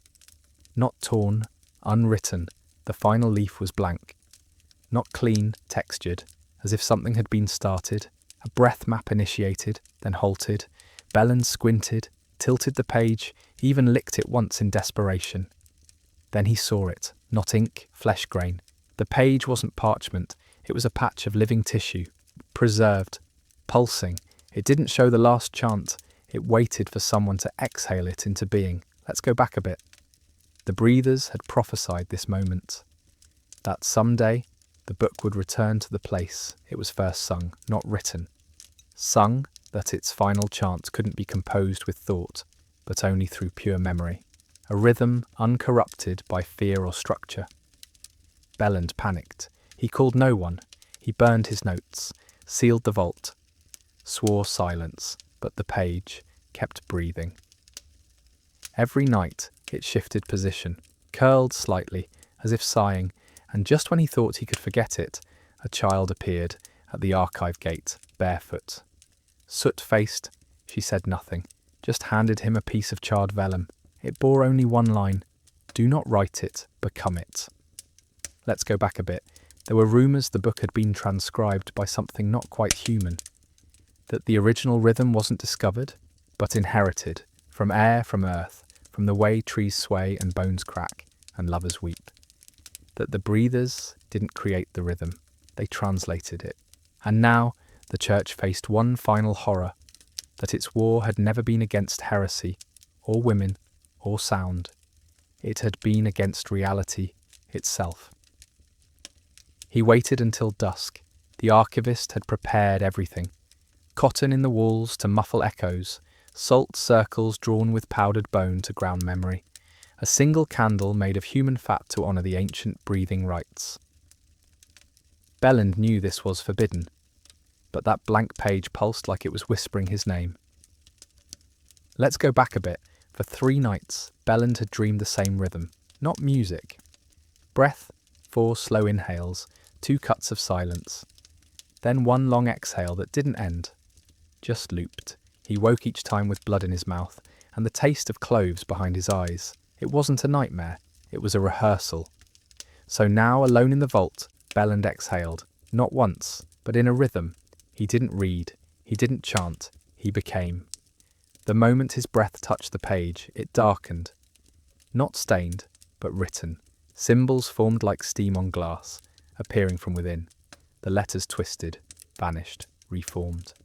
Not Latin, not breath script, something older, prayer vocal. A language shaped from longing and grief. Then the pulse began. Not his heart, the page. It thudded once, a deep bodily sound, like 2 ribs slamming shut. Belland's vision blurred. The vault trembled. Shelves cracked. Scrolls unravelled themselves.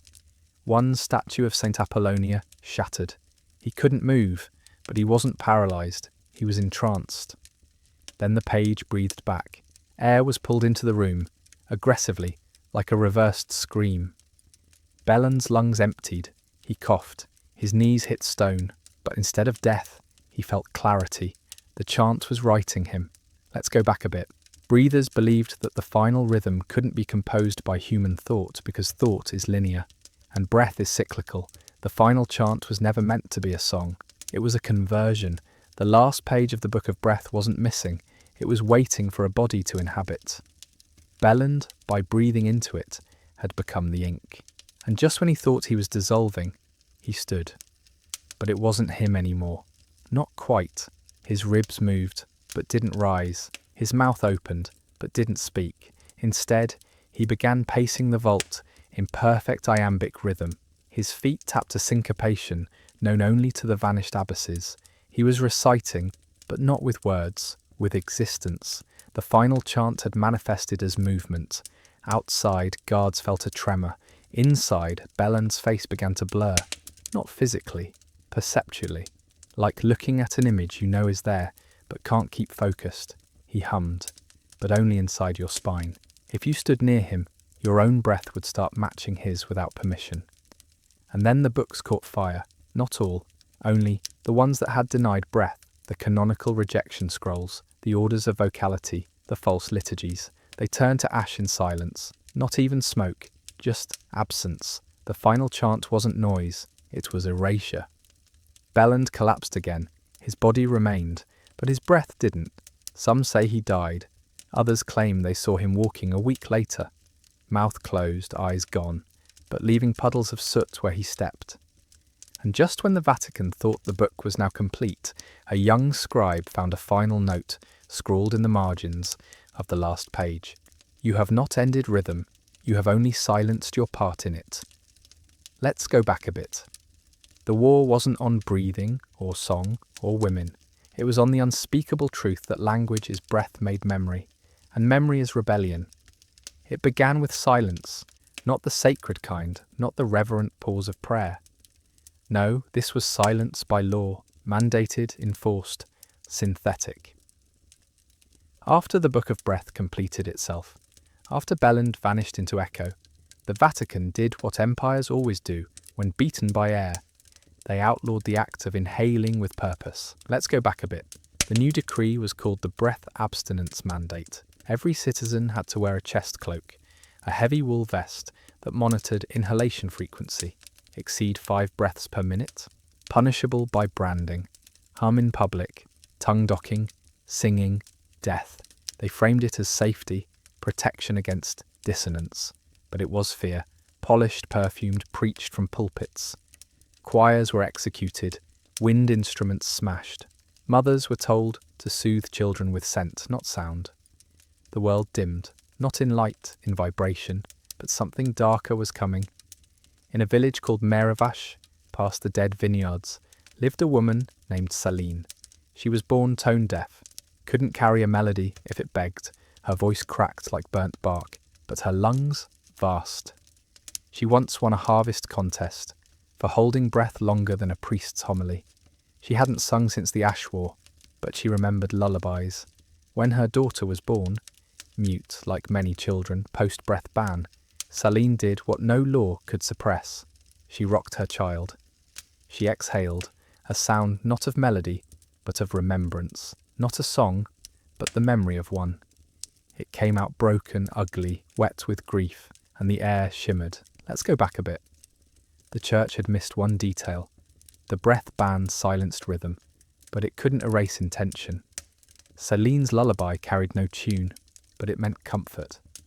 That meaning bent the silence, bent it so hard, birds returned to her rooftop. For the first time in decades, bees danced again.